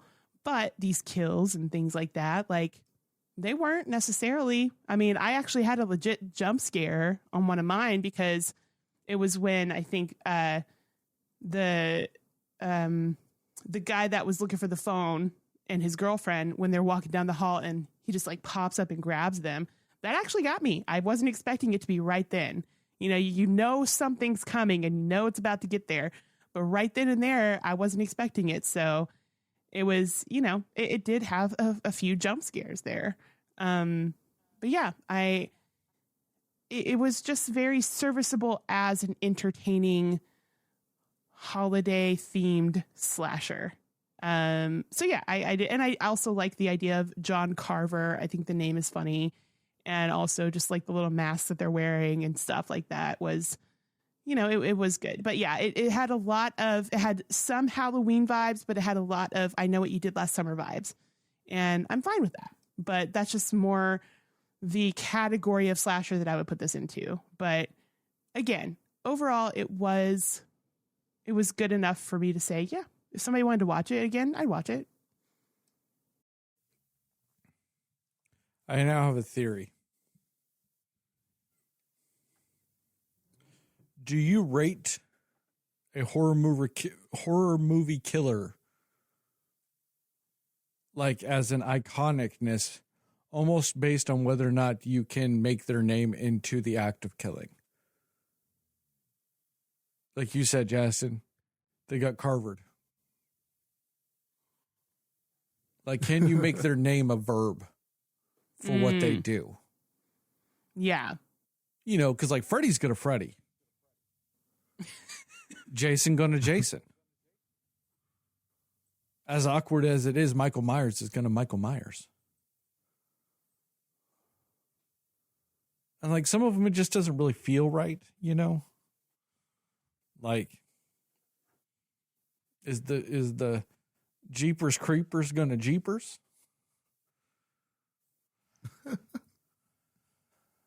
It's not really scary. Being jeepered. I don't know what the fuck even jeepered is. And then, then you have stuff like the Candyman. Are you going to get candied? That's kind of like, that's almost like a Sour Patch Kid. It's like sweet and scary. It's like, are you gonna sit there and he's gonna like, oh, a box of chocolates, and you're like, oh, stab. No. But yeah, I getting hope it Carvered. goes just like that. Yes. Yeah, but I like that though. I like that, Jastin, getting Carvered. Yeah. It works. I do like that. Because it kind of implies a specific type of killing, you know? If you get jigsawed, you know what I mean by that. Yep. There's no Yep. ambiguity like, I wonder if they were tickled to death. They got jigsawed. You know? Like, there's no ambiguity in that. If I say, man, that person got fucking Freddy'd, you know what I meant. Now, I know some asshat out there is going to be like, oh, like in Five Nights at Freddy's? And you know damn well that's not what I meant. There is going to be that one person. It's going to be Yes, the there same will person be. that didn't like Get Out. It's going to be that guy. And that person's a dick. Oh, you mean like Freddy Goodbear or whatever the fuck his name was in that fucking movie? Or No. Golden Freddy. It was Golden Freddy. Oh, you mean like the gold? Are you saying they got goldened? See, that sounds dumb. Oh man, they's got goldened over there. It doesn't have the same ring, really. Yeah. Yeah. That sounds dumb. Who the fuck wants to watch a movie where people are getting goldened? I'd watch a movie where people are getting fucking Jasoned, though. Yeah. You know exactly what I mean by that. If people just walking around getting Jasoned left and right. But yeah, Carvered works, though. They got Carvered. Yep. That does work. It does. And you think about like carving a turkey, the fact that John Carver was an actual pilgrim, like, so it's got some historical significance. It's got, and then it sounds like carve, you know, you think cut, you know, you think turkey, you think Thanksgiving. It works in a lot of ways. Like I it give really, it it works on props. multiple levels, actually. Yeah. Props then to in the the creativity story- of the name for sure. Yeah. Yeah. And like you said, and then in the story, he was buttering up a person and cooked them just like a turkey. Even put like that little thermometer thing. What's that thing that pops when the turkey's done? That's a meat thermometer. Well, it's a turkey thermometer. It's not. You should never use those. I know Really? they come in turkeys in turkey. Don't use them. Get an actual meat thermometer. Don't use those fucking little plastic shits. Just don't. I know this episode comes out after Thanksgiving and it's too late. But in the future, don't use those things. Use a real remember meat for thermometer. next year. Okay. Good to know.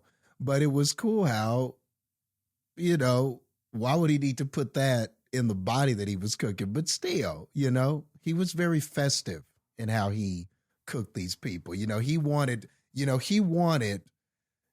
in his metaphoric cook of these people that he was trying to get revenge on. I just like how he was very festive. You know, he tried to use the weapons for that, the things that you normally see in Thanksgiving. He had a table prepared for everybody. He wanted everybody there, all sitting together. He was going to make everybody talk about what they were thankful for. I mean, the dude was very He had festive, some humor. man. That's true. He was very festive and humorous in his vengeance, and you just had to appreciate that. That is a good point. I didn't think about that. Yeah. Now, Jastin, are you saying we should let Carver cook? Oh yeah, just not me. But I mean, come on, man. That man was cooking. And then when he was like, here, why don't you take he cuts that body and goes, here, why don't you have a taste of your wife and tell everybody what you're thankful for? It was so I mean, disturbing. do Oh my you gosh. understand how fucked up that is? That's I mean, terrible. that is absolutely awful. And I mean, the guy was gagged and he's puking through the thing that was used to gag him. Which I is mean, a that very was real response to that. Yeah. Yeah, that was absolutely horrible. I mean, that was messed up, man. Bullshit. But that's what I mean by You guys were a little curious. No. You were a little curious. Ugh. What does a Thanksgiving person taste like? It's a perfectly natural thing. I mean, she was well prepared, you know. I mean, she was well prepared, you know what I mean? But And you know what? It didn't seem like he was interested in eating any of them either. He just, wanted to share them among themselves. I mean, this man is a professional Thanksgiving expert. He really is. If yeah. you're going to trust somebody to make a roast person like you would a turkey, let Carver cook. That's all I'm saying. Yeah. I mean, yeah, he really was. And like, and I think that's why this, like when I said that this is something that I could see, he's a person who's memorable, because man, like when you add all that stuff up, it's like, how could I forget this guy? Like when I'm thinking about like horror people or slasher people, this was a very, very elaborate just plan, but he had a motivation I understood. I mean, he lost the woman that he loved and he lost his child as a result of this. So, and then he had a year to think about it. And that was the thing too. It wasn't like 3 days later, these killings start. He festered over that for a year. He thought about that for a year and plotted and planned for an entire year how he was going to do this. And he was like, man, on the anniversary, I'm about to cook, of this death. I'm about to cook. So I think that was tight too. Like he had to sit with that for a year. You know what I'm saying? So I really just liked how all of that came together, He was definitely a more memorable killer than that Sweet 16 killer from Totally Killer. I mean, he definitely stands out more than him for sure. Yeah, Kmart Johnny Bravo. Yes, that guy who was the same as a teenager as he was as a grown man somehow. But yes.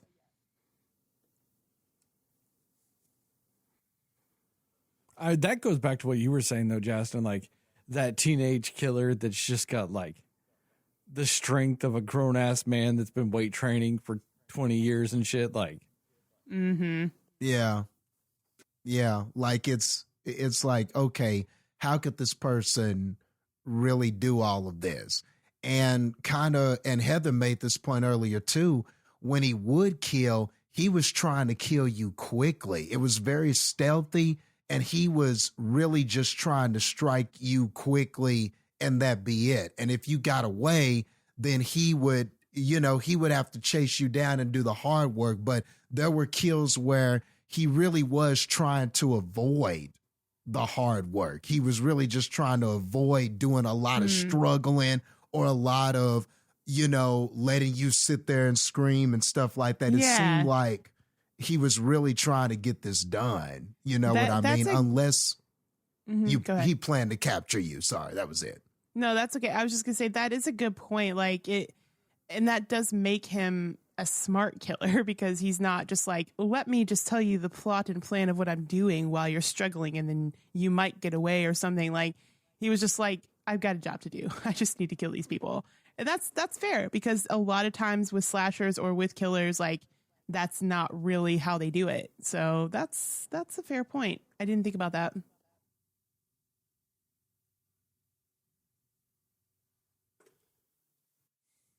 Yeah, I like the style, man. I really dug it. I like that you're kind of like just in the fan club of Carver. You know what I mean? Like you're really just supporting his decisions here. I really do. I don't know if a part 2 would be as good as this, but shoot, if I found out there was going to be one, I'd probably go see it. I think I'd be there for it, to see what the Thanksgiving 2 is. I think I would see it. Now, would we want him doing other holidays or just sticking with Thanksgiving? Like killing people on Christmas in like creative ways too, and like, Halloween and Easter, or we just want to stick with Thanksgiving? I kind of want that because I want a title of a movie to be called Thanksgiving 2 Christmas. I just think that would be hilarious. Hey, All that is ripping off A Haunting in Connecticut 2, Ghosts of Georgia. Knew it was coming. Yeah, I knew that was coming. But if you do it, you have to go for more obscure holidays. Not that Thanksgiving is an obscure holiday. Thanksgiving is an obscure holiday when it comes to fucking horror movies, though. You've True. got That's a good Thanksgiving, point. and that's really kind of about it. Like, I mean, there might be some other ones like The Pumpkin Patch, or whatever the fuck, some bullshit movie. But like, there's a bunch of Christmas horror movies. There's a bunch of, Halloween horror movies. Like, where is your Easter horror film? Dressed up like a big old bunny going around, killing people, putting them in eggs or something like that. Who knows? Like, where is your 4th of July killer? Dressed like Uncle Sam. Where is your Yeah. Arbor Day killer? Yep. Just like a giant tree. I mean, I just want to see his costume changes, But yeah, that's what I'm saying. No, that is fair to say. Because, yeah, I mean, and I think that was part of the appeal of this, because it's like there's, in general, not really a lot of Thanksgiving movies. And this one is like a horror Thanksgiving movie. So it was kind of like a 2-for-1 deal situation. And I did think that was nice to be a little bit obscure about what holiday it was for. But the fact that they did make it like a valid storyline of why it's happening on Thanksgiving and why he wanted his revenge on Thanksgiving, like that was pretty well done. Yeah. So I do get why, I get why you're a fan of it, and the more we talked through it, I'm like, yeah, this makes sense. He was actually a methodical, smart killer. And maybe it is because he was a cop also, but he was just kind of like, all right, I'm going to sneak up, real silent, quick kill, get him to my lair for this spread I'm making and call it a day. The only one he took his time with was the lady that he was buttering up to be the turkey. That's the only one that he took his time with. But, and she was also really good at being still in that situation. Like, I would not have been able to play knocked out as long as she did with what he was doing. I just like getting all salted up and stuff, seasoned up. And she's just like completely, I would have been so terrified and not able to just like not have like a trembling lip or something going on. She was just very expert at playing knocked out. No. Yeah. And now that you say that, that might have been one of the more unrealistic things, was just how many times she got away. Like, because it's like you're saying, like, she's on that table pretending. So she wakes up from being trained, and then still kind of to have the presence of mind to go, oh, I need to pretend I'm knocked out, not scream, not anything. She's like, oh shit, he's right here. Let me be knocked out. Yeah. But then you'd be so reactive to that, I feel like. But yeah. And then it's like she got off the table, was hiding, somehow got around him while hiding in that little area in space, got up the stairs without him hearing her, then got behind the wall. She did a whole lot before she finally got caught. I mean, she got away 4 or 5 times before she got caught. That was actually a pretty, like, I just feel like he would have gotten her before then. But like, man, she just kept getting away. She just kept escaping.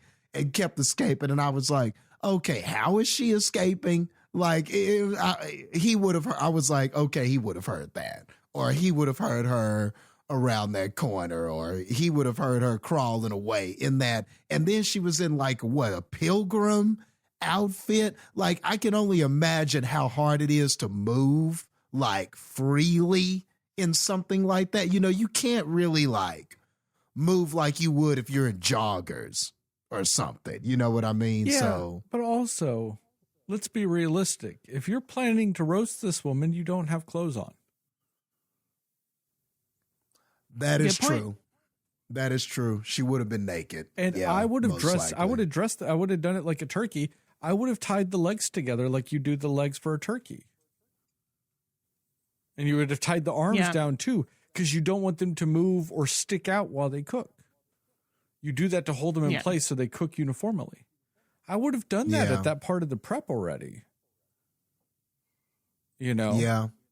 And you wouldn't have wanted to burn her in that oven with clothes on, because you're risking a fire hazard. Right. Is this kind of disturbing? We're talking about this. I mean, but you're risking a fire hazard. Is there really a fire hazard? There's a lot of risk with in that. an industrial oven, though, Justin. Well, I don't know. I think she could have had on something that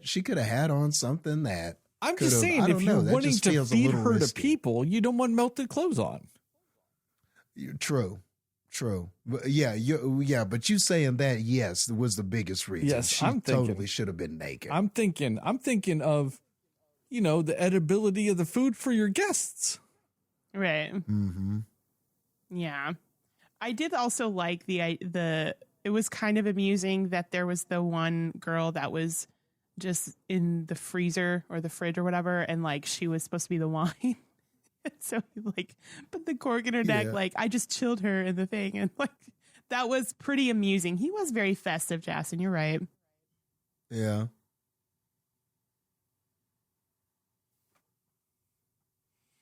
You guys got any more thoughts about this movie? I don't think so. Although, who was that girl that was the wine? That wasn't the cheerleader, was it? I think it was. Was it? Okay, because I thought she it was. got killed on the trampoline, but maybe not. Yeah. Okay. Well, I mean, who knows? It's impossible to know. There's literally no way we can find out. Yes. So. Yes.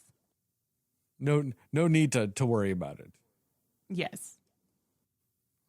On that note, thank you guys for listening to this episode of the Cinema Slayers podcast. Check us out on the internet at www.cinemaslayers.com. Cinema Slayers podcast on Facebook, cinema_slayers on Instagram and Threads, at Cinema Slayers pod on TikTok, at Cinema Slayers pod on YouTube. We'd like to give a special shout out to Plug Migo and Mundo Ochoa for our theme song and logos respectively. Give us a 5-star rating and review. We'd really appreciate it. Really help us out. Tell your family, tell your friends, tell your friends' family, tell your family's friends, and most of all, tell all those dear sweet mothers, because dear sweet mothers love Carvering up. Patrick Dempsey. Oh, yes, that too. Patrick Dempsey, who is also, he's Carver. So He is same Carver. thing. So just remember, here at the Cinema Slayers podcast, we are both pro slut, pro Sydney, pro naked. And you, yes, you, listener, are enough.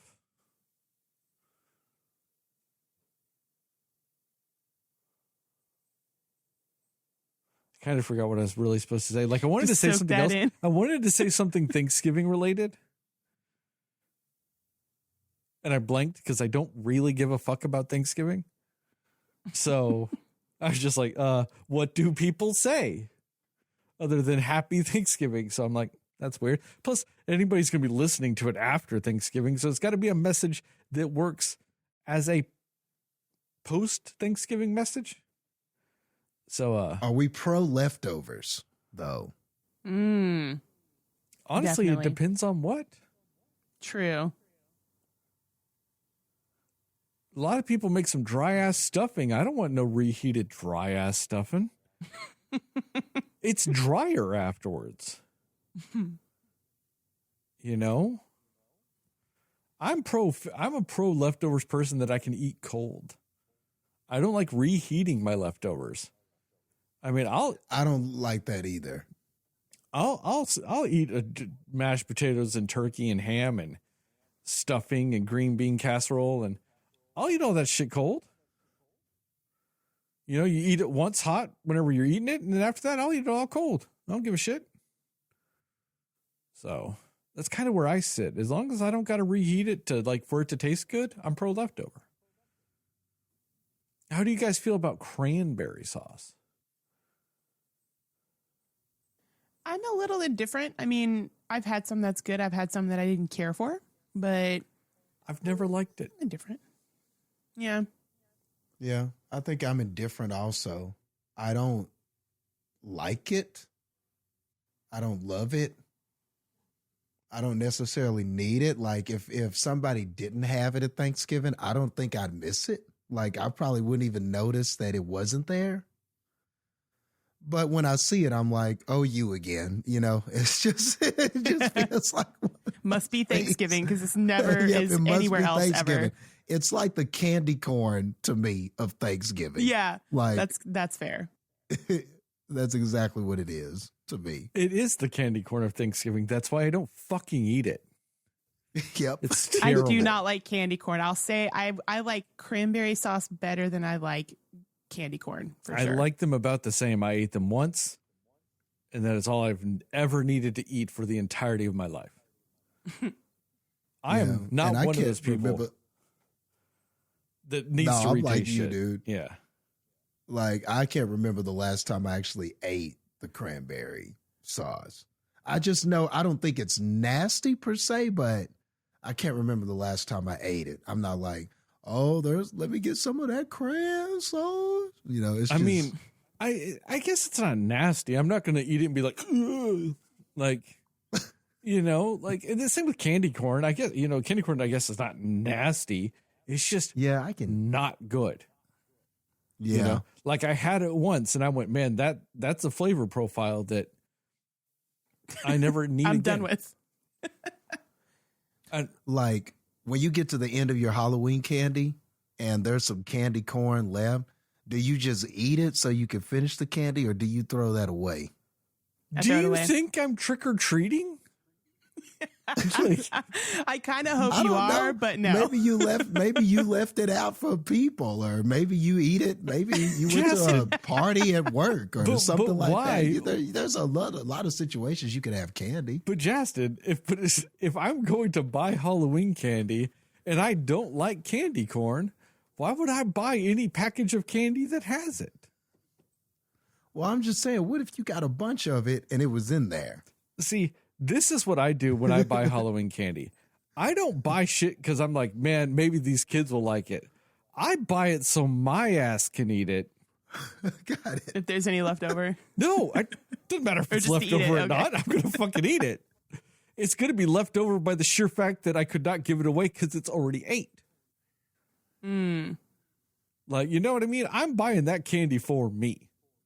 And then I guess But if I have to give it to kids, I will. But it's for me.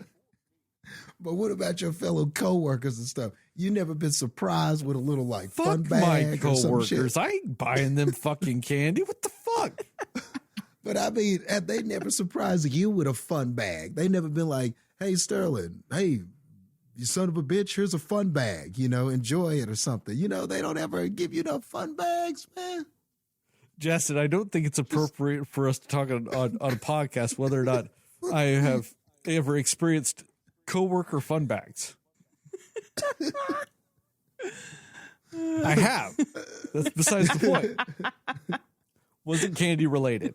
I'll say that. Well, that's a different fun bag. But, you know, I'm just talking about a little grab bag, a little fun bag of candy. Because no, Just a we're little fun adults. Who the fuck does that? Are I you get telling what me you at your mean, 'cause job, it's- fucking adults are walking around passing out Halloween candy to each other? I What think the Dude, fuck difference are you is- doing? I went to my office Yeah. last Halloween. When I went to my office, I had a desk full of candy. Do you Like, work at the everybody was fucking just- Wonka chocolate factory, Justin? No, I but mean, Because I it's think not that- even acceptable there. I didn't ask for it, but I had it. Here's the thing. I think it's like it's definitely like an admin thing. Like if there's like those admins that work in like an office setting, they're very much I feel like I've had so many where they're just like, "Oh, here's a little like, you know, a little candy Yeah. bag for everybody." But like if you don't work in a field of work where they have admins that are just going around doing that, like why would you ever get it? But yeah. I Yeah. think that's the difference probably. I have not worked at a place with an admin in 7 years. Okay, Right. So you're never around, and there's no like worker parties or anything where you No. all get together and go, hey, you know, here's a fun bag, brother. Nothing like that. No, because that's a sexual harassment charge, Jastin. You can't walk around to your coworkers going, "Here's a fun bag, brother." Damn, man. I guess I'm more fortunate than I think. I mean, because when I came to the office, man, I had a desk full of candy, and I didn't ask for it. But they get people, they get festive, and they're like, oh, let's give everybody candy. I don't know. I just thought maybe offices like to get a little festive. They're just like, oh, let's decorate. Yeah. Let's give fun stuff out. If you're in an office setting all the time, that's definitely more of a thing. I work in but what you're is like the out loosest. on the field though. It's both. Like, I mean, I have my own desk. We have an office, like all this stuff, but like it's the loosest definition of an office. At any given point, we're all working and no one is there, or we're all there. You know what I mean? It's always varies with all that stuff. But like, because I mean, it's not somewhere the general public can go. Nobody can just walk into my office. You have to have badging. You have to have security clearance. You have to have all kinds of shit. Like, you know what I mean? Like, so there's nothing like that. Like, okay, it makes sense. So, man, and when I was working there, well, now I'm more out on the field, kind of like you. It's more like I'm working from home and stuff. But man, when I was there, every holiday they get every time there's a holiday, they get festive. So you're going to get some candy. We're going to do the white elephant, gift exchange and all of that kind of stuff. You haven't gotten on that white elephant? I don't think I've done a white elephant at a job ever. Man, okay. I'm trying to think back. Maybe at a Christmas party at like the movie theater back in the day. Maybe.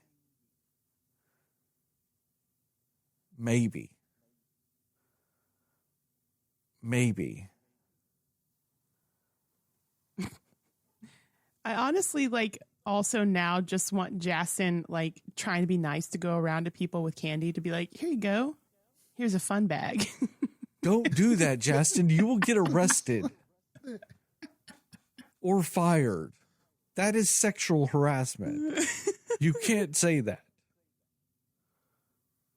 Well, a little goodie bag, a grab bag. What's the word I can use? Goodie bag. None of those. Goodie bag. You can maybe say, fun bag. here is a bag of candy. Maybe. Yeah. A sack of candy. Just check out my sack of candy. No. A bag of candy. Okay. You might even need to be more specific and go, hey. Come on, Heather. Get your mind out of the gut. Here is a Ziploc bag of candy. That's you what you set yourself up for it, man. to be completely neutral with it, you should say, here is a Ziploc bag of candy. Just very specific about it. A Ziploc bag of candy. Bag of fun candy. Well, maybe. Fun's not terrible in that. A fun bag of Ziploc. No. A fun bag. You could say I just really liked saying that. You could say a fun Ziploc of candy. There you go. A fun Ziploc. Hey, do you want my fun Ziploc? No, you can't say my. Can I shorten it a bit? Do you want my zip? No. Do you want my zip bag? See, you're adding the word my. That's where you fucked up. Okay. It's just, here is a Ziploc. Or here's a fun Ziploc of candy. So my is too sexual. Yes. Like if I say, if you want my zip bag, that sounds like something sexual. That sounds like some BDSM shit. Okay. Like you've got your nutsack in a zipper bag or something. I never thought my would just add so much context to a situation like this. Just one word. I guess you're right. It does sound a little more sexual when it's that way. Yeah. Because you're also implying there's only one. Yeah, because you're like, what about here's the fun bag. That's still bag because it sounds too singular. Much? Is it still? Because you're still implying that it's the singular bag. And when you're a guy, you can't say that in a workplace. That's bad. I feel like with fun bags, you can't say it at all, unfortunately. Because even if you pluralize it, it's something different. That's also bad. Yes, because then you're implying something sexual about a woman in a workplace, and you can't do that. Yeah, I guess it's just too. And you also sound like a weird teenager from 1998. Oh, did you see those fun bags on her? Like, man, you don't want to sound like that, Jastin. You don't want to sound like that. Yeah, you're right. So it'd have to be a goodie bag or a Ziploc. Ziploc, not goodie. Not a goodie bag. You don't want to be like, hey, you want my goodie bag? No, you don't want that. You can't be going my goodie bag. Yeah, you're right. Not my goodie. Yeah, my goodie bag sounds. Yeah, that sounds. That sounds like you have a Crown Okay, Royal bag I'm wrapped around your ball sack. I'm seeing it now. I'm seeing it. I'm seeing how this could be problematic. Okay, I got you. Oh man. I got you. You can say, hey, here is a nice Halloween Ziploc of candy for you. Very generic. Just leave it like that. You're right, and nothing could be implied from that. Yeah. This might have been my favorite like side conversation since the Chewy Muffins conversation. It's because you got to go generic. You got to go like, you know what I mean? You got to go almost clinical with it. A chewy muffin bag. A No, chewy fuck no. Ziploc. Because that's close to, you want a chewy muff bag? No. Hey, now we've moved. Now we've gone down. We've gone down lower now. Yeah. Okay, I'll stop. I'll just see myself out. I get what you're saying. Plus, nobody wants a chewy muffin regardless, let alone a bag of them. Oh man. Appreciate the effort though, Jastin, to try to like say a nice thing at work. Man, I've offended so many people. I'm sorry. And this is why adults should not pass out candy at work. It's inappropriate. In general, that's just why. You're there to fucking work. Why are you passing out candy? Yeah, no more goodie bags for me. Correct. You can have a nice Ziploc bag of candy, Jastin, just no goodie bags. Got it. Uh-huh. I am glad we are now finally caught up to the modern 2023 workplace and what's acceptable there. Thank you. This has been a revelation. It really has. I'm good. I'm glad we're there. I'm glad we're there. On that note, no, I've already done all that. You made me fucking forget where the fuck I was. What I was supposed to say is just remember, as I always end this podcast, these YouTube videos, and the TikToks. According to Jastin, he wants to give you a fucking goodie bag. Tell him no.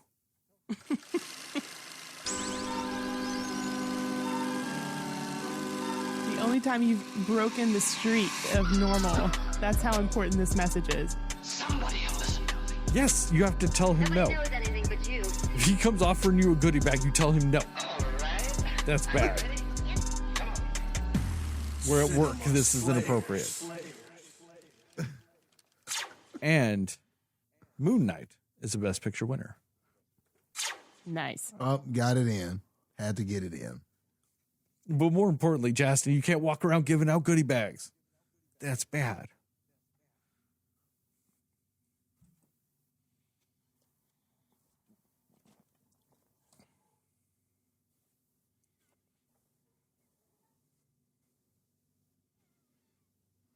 I'm Don't also think kind of less of offended me. that you thought I'd go buy candy corn. Like I'd make the conscious No, decision to go buy it. I just thought you might get a good, fun Ziploc bag of it from a possible coworker. That's fair. But it's a That's bag all of I candy was corn. That's not fun. No, it's not.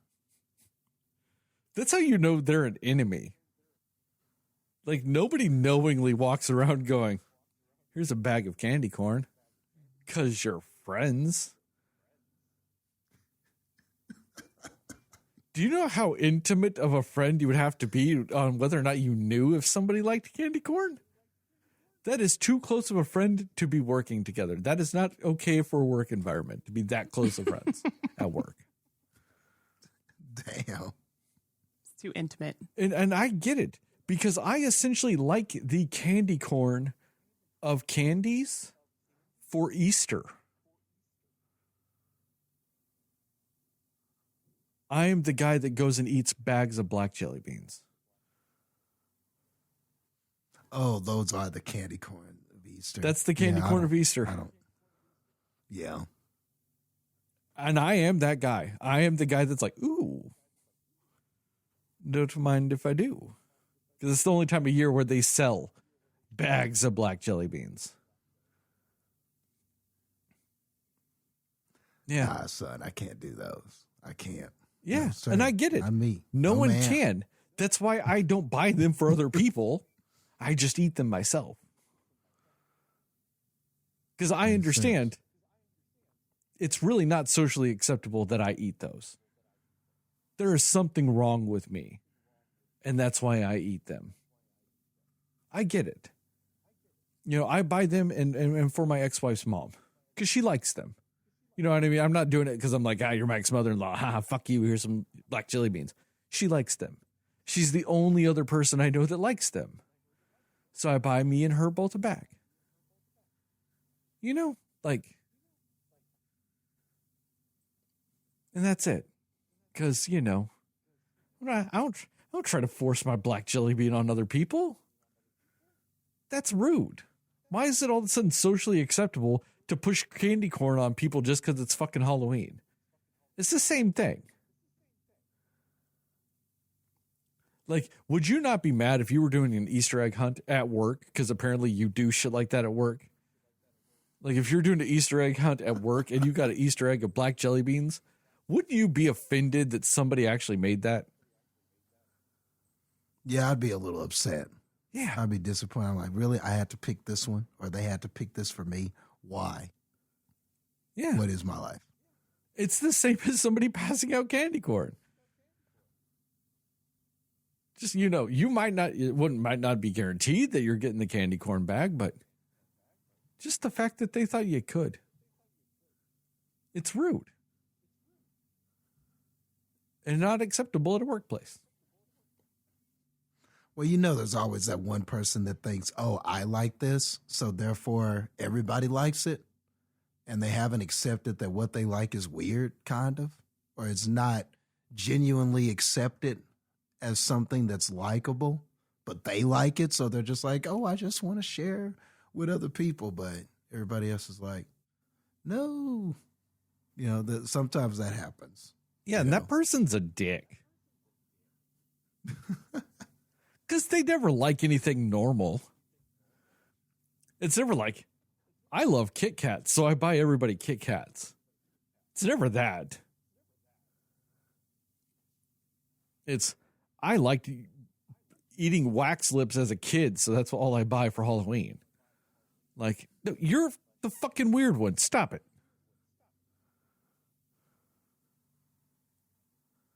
Or like that, what is that dark licorice or whatever? Like, I mean, I like that shit, though. You like it? Yeah, that's the black jelly bean. See, to me, it's that's the black like licorice flavor. Yeah, I like it. So you like it? Yeah. See, I think that like I've only met just a few people in my life that like it. Yeah. But there are, but you know. But I accept my shame, and I don't push it on people. I eat it myself. You know? Yeah. But you're not gonna go buy everybody that, No. like, just because you like it. If I'm doing But- anything for Easter, say like I was in charge of buying shit for Easter, I'd buy like 8 bags of regular jelly beans and 1 bag of black jelly beans. And that's just for that 1 bag to go to me. Everyone else can split the other jelly beans. I don't give a fuck. I'm buying that for me. Plus, I don't want to share. See, that's also the other flip side of it. Because I like it, I don't want to share it with all the other assets. They're not good enough for it. Because the people that buy candy corn and pass it out are the same people that actually still don't like it. They're just assholes. They're not eating it. They just want to make everybody else a little sadder going, oh, I got some candy. Corn.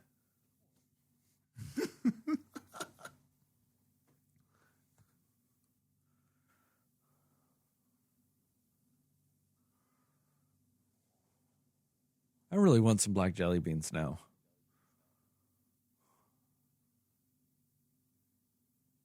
I have to look them up on Amazon. See if I can get like an exotic black jelly bean. or something like some black jelly beans from Germany. Now, I will say that European licorice, that stuff's a little too much even for me sometimes. Like, because American licorice, like that black jelly bean licorice, you know, that black licorice here. Nah, there's some artificial fake shit to that flavor. And I think that that's what I really dig is that artificial aspect of it. Man, you get that real fucking black licorice from like fucking Sweden or Norway or one of those fucking countries or even Germany. Like, that hits different. That even fucks me up a little bit. And I love this shit.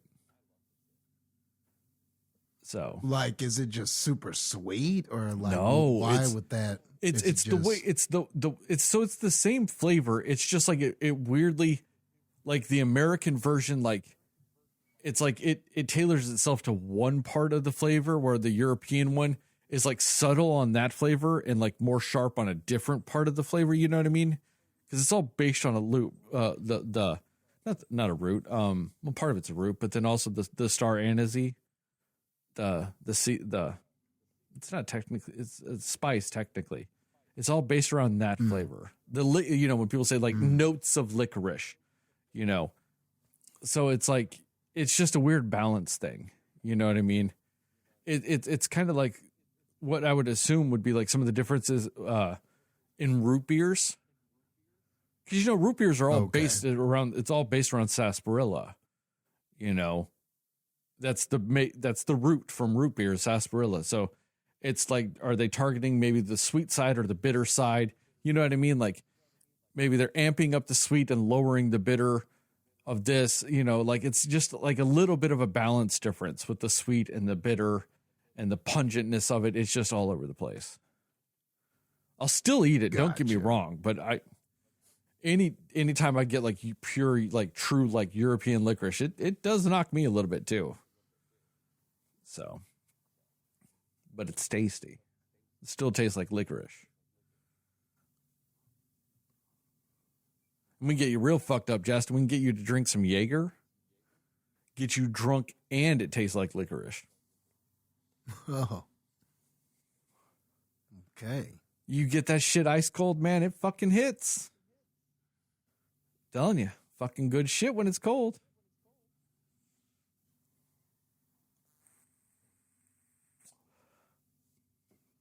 All right, I'm out of here.